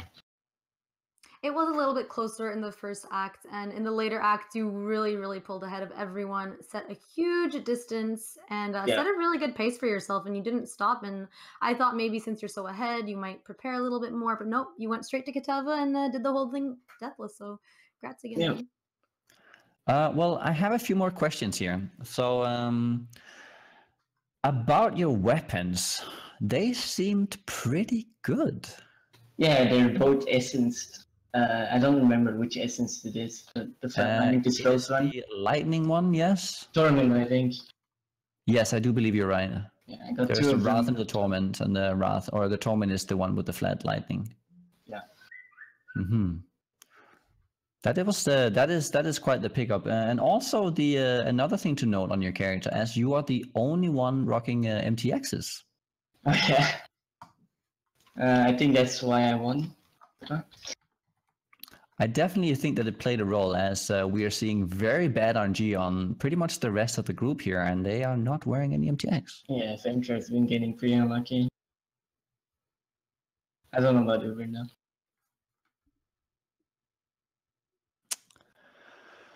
Well, do you have anything to add here, Lara? I just want to say that knowing that Caster isn't your strong suit, I really at the beginning thought Theuberelite would pull ahead because he's really great with this stuff. He's known for it. I just want to say, like, really congrats again on a great performance. Like, deathless, you pulled ahead. Your RNG was good, but it wasn't like, didn't give you the biggest edge. It was just mainly your performance was really on point. So honestly, just congrats again, honestly. But actually, I'm mainly a caster. But I started playing Marauder a lot when that shit got better. Yeah, DeadandDoom does have all the world records coming into 3.0 and all the casters. Am I right? Except maybe Scion? No, I have Scion. Oh, you also have Scion. I don't have Duelist in range. Yeah. Dang you. Okay. That's awesome. So pretty proficient, one should say. I mean, I'm definitely the most experienced on Templar out of us four. Yes, for sure. I mean, I was expecting to win, not gonna lie. But basically, since it's software now. Okay. Like, I'm pretty sure nobody's even in X5 yet when I killed Kitava. Yeah. No. Close though. They were killing Malachi as you were killing Kitava. They were at the it's- end of Act 4. It's like 20 minutes more at least. Mm-hmm.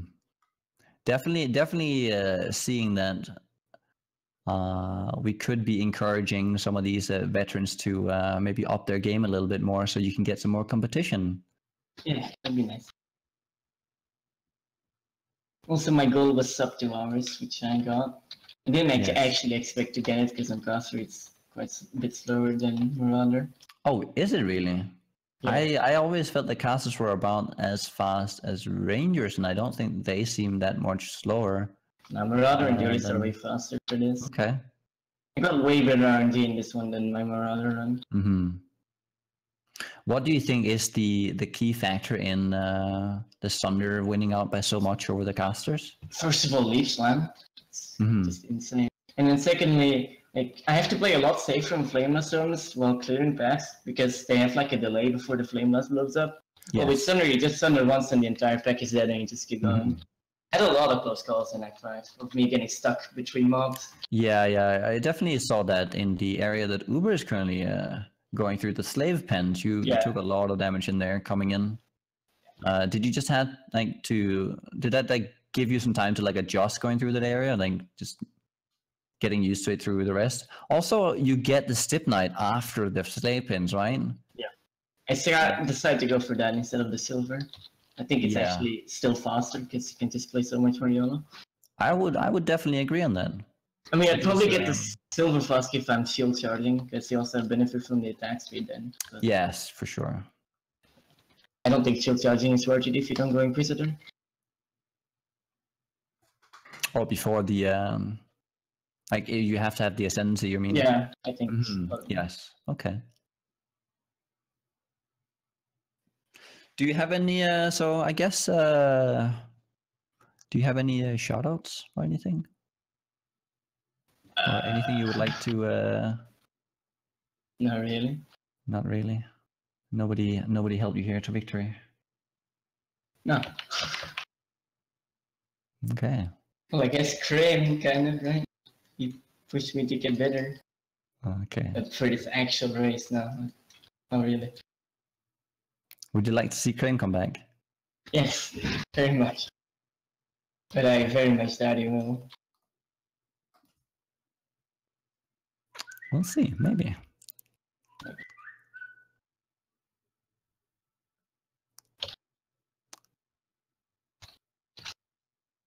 Well, yeah. Let's actually then say a big thank you for joining us here, and again, congratulations on your win. Thanks. Congrats again, DeadandDoom. Thanks for And having me.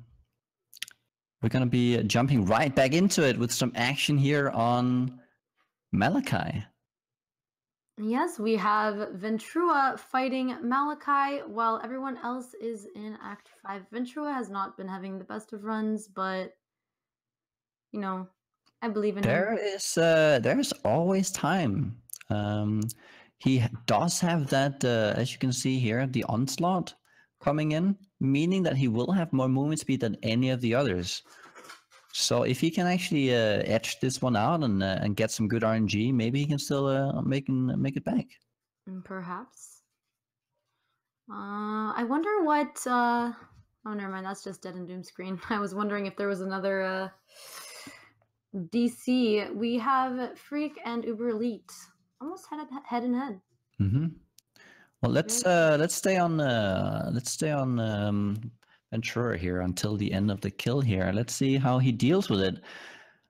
Oh, getting those flasks there, very nice. Oh yes, yeah, you're right. He does have that silver flask. Sorry, I haven't slept for like 13 hours, so I'm pretty. Oh, he got pretty low there, but manages to stay alive. Just in the end, dodges the two balls coming straight to his face. I will say it has been quite the exhausting day for all of us, I think. Both like you racing, and I know that Havoc has been putting in a lot of work. Yeah.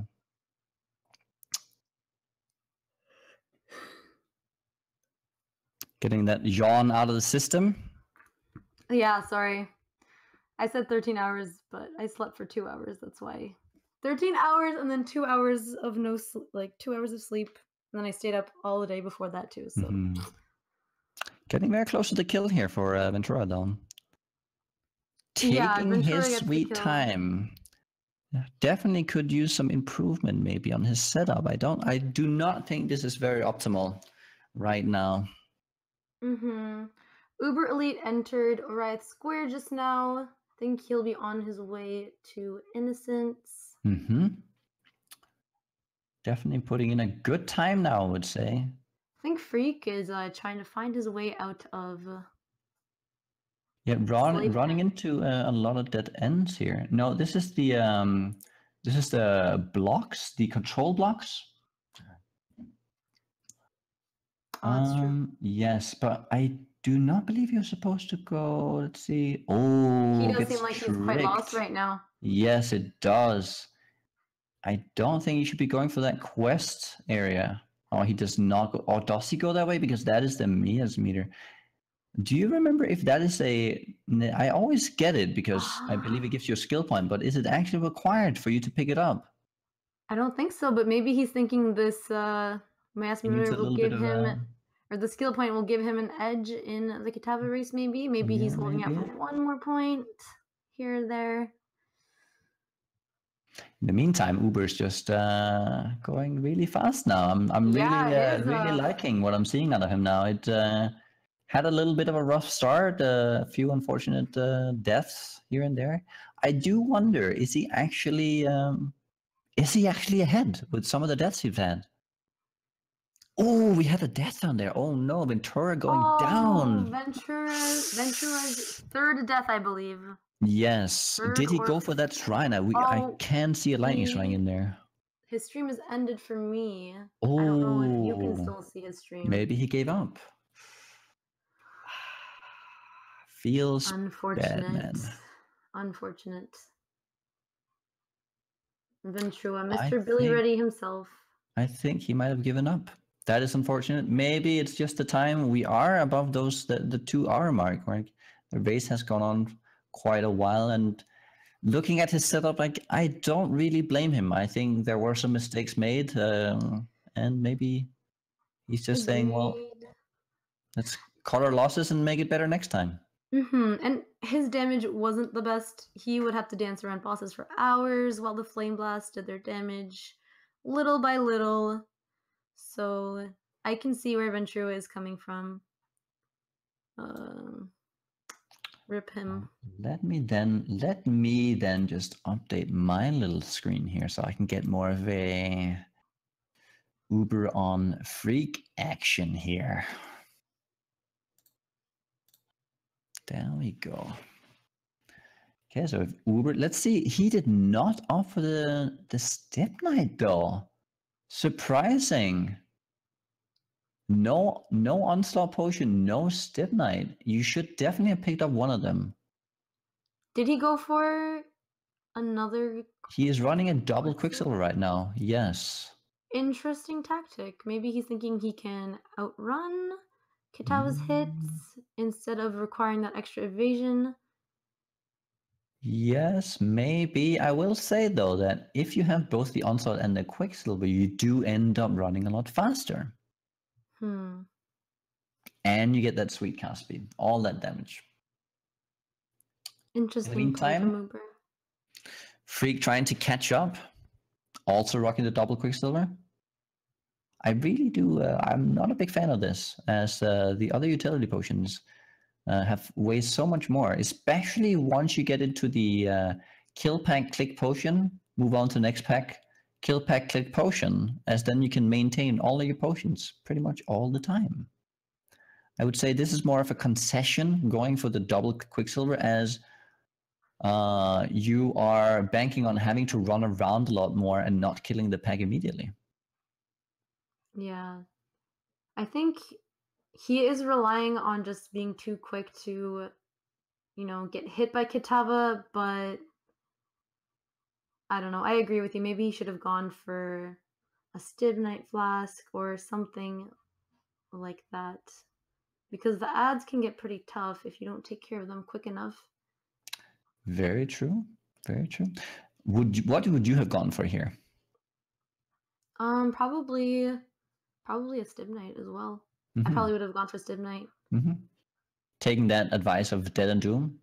Yeah, I mean, he is the clear winner here, so if I had to just look at the results, clearly an Evasion Flask would probably be the best. Or maybe it's just the way he uses an Evasion Flask. I probably wouldn't be as good. If I used it, I probably wouldn't use it in the correct way that he does, but based on what he's done with it, I'd probably go with that. So the way you would use a Stibnite here is that you would actually be able to run straight into the middle of packs or blink right through them with that dash and then popping the Stibnite immediately, creating a cloud, and then everything around you would then be blinded. So you would be able to just jump through packs and not being very much of a danger.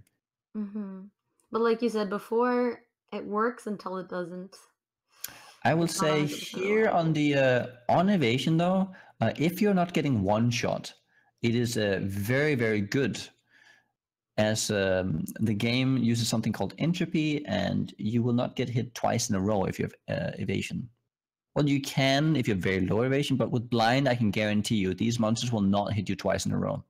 So it's very reliable. It's a very good defensive source. We have Ventura wanting to join us, so you can drag him in here, whatever. Hello, Ventura. Or Troa. I've been mispronouncing your name all night. Ventura! Mr. Billy Reddy, what happened? I had an awful run, didn't get a 4 lane till the end, basically. And also got like 2 game crashes in Act 3, and probably like looted too little after that because I tried, I was trying to catch up. And basically, I had all the totem nodes, but no damage on the Tooling Firestorm, basically. So you were only on a Tooling Firestorm? Yeah, I did see that it was looking pretty rough. It was like Firestorm, right? So it like did no damage. Because so after when you decided to go for that no totem setup? I mean, I still tried to go totem, but I didn't get a 4 link at all. You couldn't have gone with like a 3 link, did you? I thought I saw you. Yeah, I tried to respec on Calm, but it like didn't work out at all. I had to spec out of it again. I tried to chrome my boots or something, but didn't work out. Yeah, we kind of saw you struggling with damage on bosses there. It's pretty unfortunate. You didn't get too lucky with those drops today. Yeah, I feel like Act 1, Act 2 were like decent, except the one that in Prisoners, but after that it just went downhill since the disconnects. I mean, the game crashes and then no RNG. And I also played bad, like I can admit that, but my RNG was really bad. Yeah, definitely it didn't look as if you had the setup you were wanting there in the race.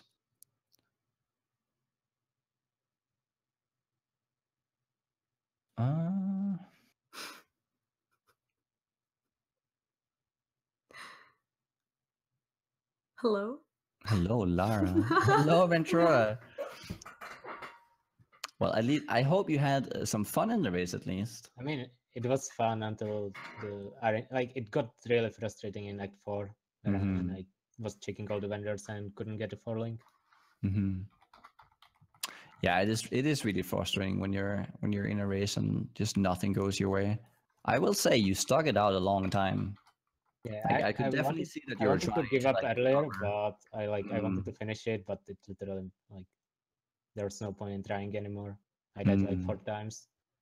Oh, did you in the end, or just? I died twice in Harvest and once in the Ascent because like if you have no damage and I couldn't pick up Mom yet, so I had nothing basically. How come you didn't have Mom at that point? You cannot have Mom on Firestorm. It's actually like unplayable. Oh yeah. On like self-cast. Okay, but I was more wondering why you would not have Mom. Like, weren't you going totem early and then? Did you have Mom at some point? I tried it and then I had to respec it because you cannot do it with self-cast. Did you have all the nodes behind as well? No, I didn't. Personally, a little thing I do if you go Firestorm and you want to do that, what you would do, you would save up 4 points and then go for the mana nodes, and that way you can Yeah, It I makes was it a still little hoping to get the 4-link and just Mm, but didn't work okay. out. And also, I haven't like played a caster in a long time, so I guess I if I knew that if I could have just went with like normal Softcast Firestorm when I Mhm. wasn't getting the 4-links, and it would probably be better, or just go a 3-link Flame Blast Totem, but I just didn't have the experience with caster lately, so Yeah, was- it's definitely a much different, like a different beast to go into. What do you usually run as? Did you say that? I used to play Witch, but since like the last 4 months, I just play Duelist. Yeah, a much different playstyle. There's so many new gems as well. How do you like all the new gems coming in? I think it makes the early game much more fun than it was. Like the Act 1 is like much more enjoyable for me. Mm-hmm.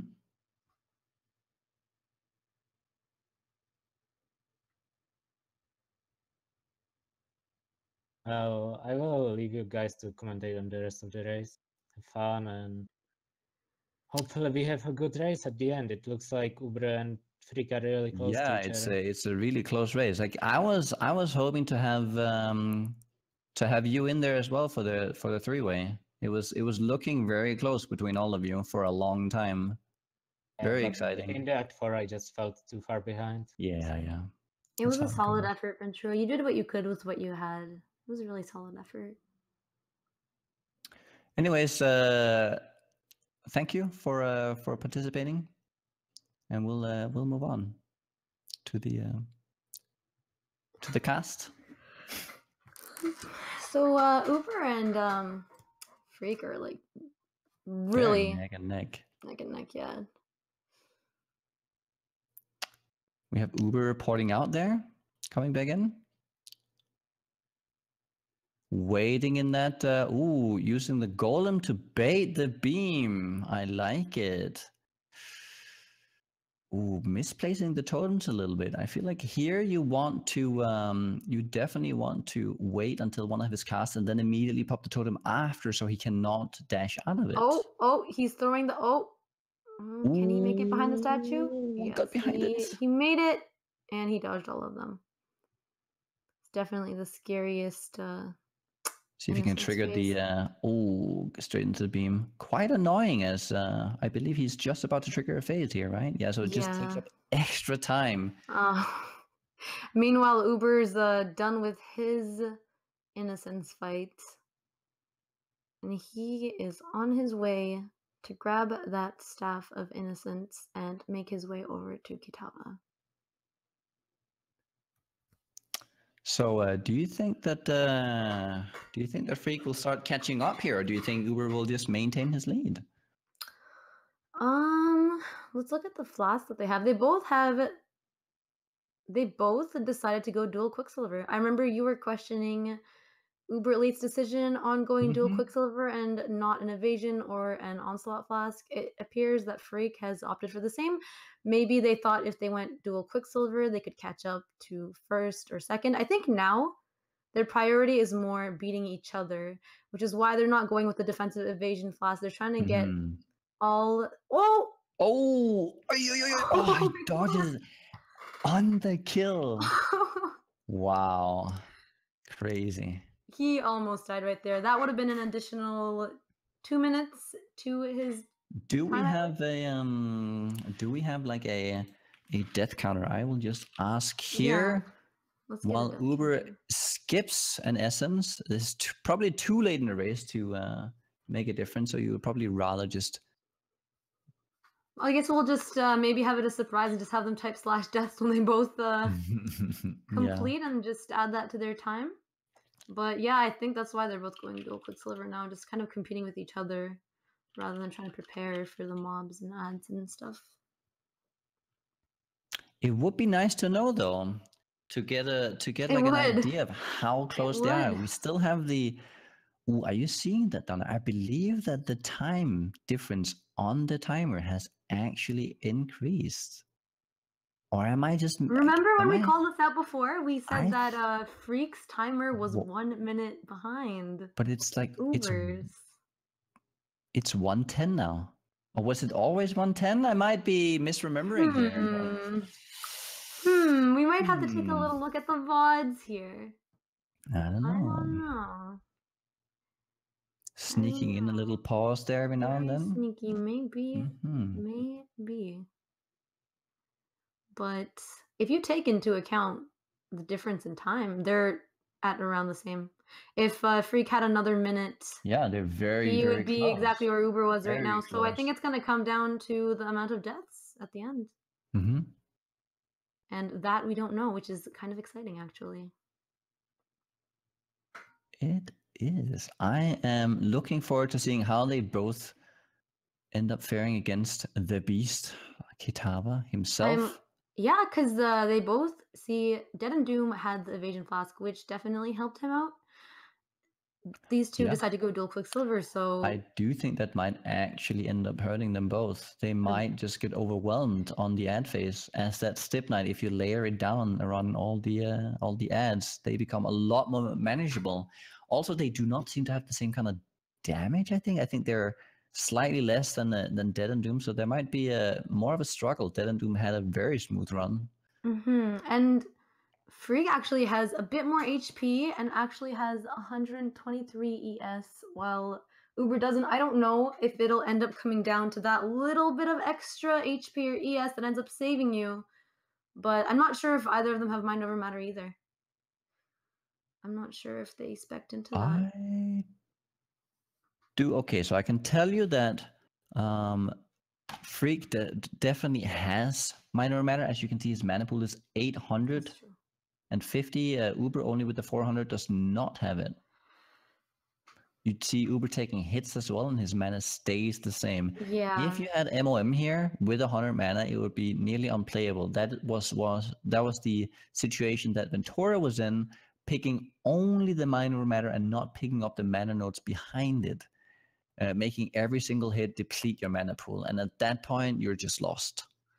Yeah, it looks like DeadandDoom has, Freeq has a little bit more survivability than Uber, but if I recall correctly, Freeq has at least 2 deaths, and I believe Uber has only 1, or was Uber 2 as well? See, we don't know. We don't remember. We don't have a death count here. We're gonna have to. I am pretty sure Uber definitely has died twice, and I think they might be. I would probably guess that they're about even on deaths here. I would. My guess right here, without knowing completely, would be 2 and 2. So it seems to me very, very close.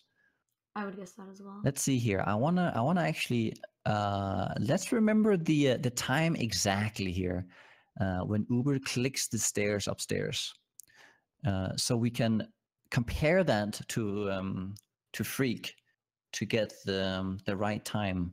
Yeah. The right time difference. Anyways, Uber with a diamond shrine here, really pushing some damage. And Freeq just passed an LA resist shrine, opting to spend that extra bit of time clicking the shrine, spend that time just trying to catch up to Uber. Uber is just a little bit more ahead, but remember, he is 1 minute more into the game than Freeq, so there's also that. Well, we had Uber just clicking the stairs here. I think Ventura, or not Ventura, but Freeq, I'm sorry. Freeq, I think he definitely has a lead here, actually. Uber was around 27, Freeq at 26-20. Yep. Ooh. Oh, but Freeq had something that actually cost him about 10 seconds there. I think he thought he clicked he's still on the lagging ladder, here? or was it lag? Did he end up not clicking, or was it the lag, I believe? I think it's just a bit of lag.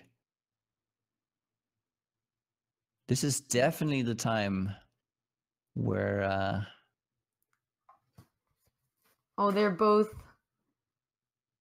at basically the same spot. They're both going to fight Kitava at the same time. It's going to be a photo finish. It is. I believe they have the same amount of I'm pretty excited right now. Me too. Despite being half asleep. Oh, massive shrine. It's a huge pickup. I really fear for Uber though. Without the MOM, he could be straight up one shot. So this is. I don't know. Maybe if you can maintain that massive shrine in there. I do believe it's going to run out, though, before the fight starts. Mm-hmm. And you can see Freeq turned off his auras. I think he's going to try and go for the full mind over matter. Oh, even makes it before Uber. What is Uber doing? He's farming. Why is he farming? No. He's supposed to get to the kill. No, He's Uber's throwing the there too. lead. Wait, Freeq? Freeq has Are they... What is he doing? forgotten to pick up something, maybe a gem. What's he looking for? Going Why back does he to... need to go all the way back to the Oh, he line? needs to get Conk Effect, I think. It has to be Conk Effect. Oh, That's why yeah. yes. He thought it was in Act 1. Mistake cost him precious seconds. He was in the lead. Hasn't even picked up Conk Effect. I'm really surprised why he hasn't been using that until now. Oh, Uber that already. Degen doing massive damage to Uber. Yes, What? this is the MOM not being there. The MOM helping so much on Degens, but he's doing good damage. Ooh, taking a lot of damage. Okay, let's see That here. Firestorm damage is really good. Yeah, he definitely kicking out some good DPS here. And Freeq starting his Kitava run now. But late. Yes, Though, as later you can than see there, the Uber. timer, it's Oh oh no, he has to reset the zone. He has to reset the no. zone. This is the rules. He cannot stay. If he went goes back in again. No, went back in. has not read the rules. Oh Rip. no. Well, Even has the better setup, the more defensive setup, preventing I that one shot, and then know. still gets right, opting for that aura now. Is he going back? Oh, he finally realizes. Oh. Rip Freeq. Ah, throws in the towel, throws it in, doesn't want to do it again, doesn't want to get the finish. Now it's guaranteed Uber Elite Well, in second Uber place. made it the because Freeq gave first. up. Like let's just let's follow him here for the finish, for the kill.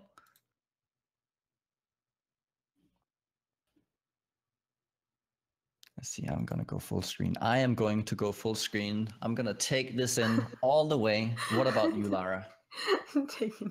I'm gonna take it in halfway. Gonna go half screen. Go Only half taking it screen. halfway. Just the tip. Okay. Oh, taking some big damage. I'm really not liking the setup though. Let's hope he survives. I'm scared right now of Uber. He might have to reset, and I don't know if he. Oh, It dodges doesn't matter the right though. way. It doesn't matter if he has to reset. He as long as he gets the Kitava kill, he's in second place.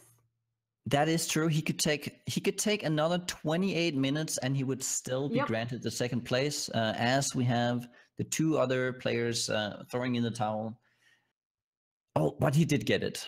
Oh, he finished. Yes, died He died two two times. times, so we were right. That was two. Yeah, I believe Freeq was two, except for that one at the very end. And GG to all the contestants. So this is, I would say, the real winner of the race, as DeadandDoom was already locked in. Uber with the second place. Congratulations. Yeah, congratulations, everyone. Hello, do we have Uber on the line? Hey, Congrats on second place, Uber. thank you. How do you feel about today's race and your performance? I felt a little slow. I'm pretty inexperienced with Flame Blast totems, as in I've never done it before. So. Okay, I saw you opting out of the MOM. What made you decide that? I was thinking about it towards the end, and then haste dropped, and I'm like, yeah, you know what? I think I want haste. Oh yeah, haste pushing.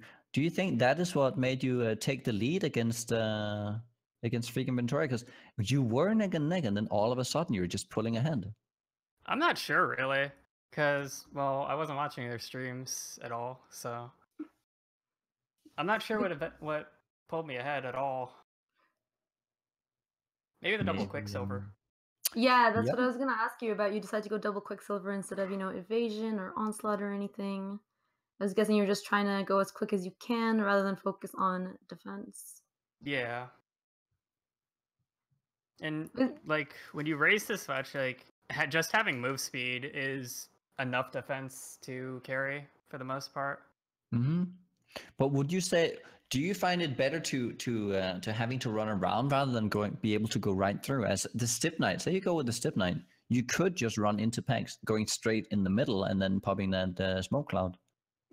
Maybe. There are a lot of spells towards the end, and my resistances were really bad. Some of the lightning was really hurting.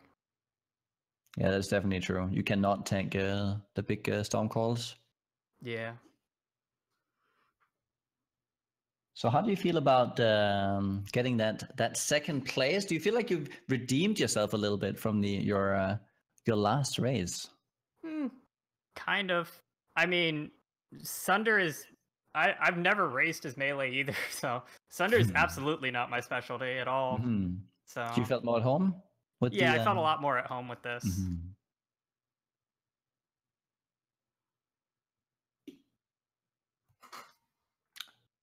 What about you, Lara?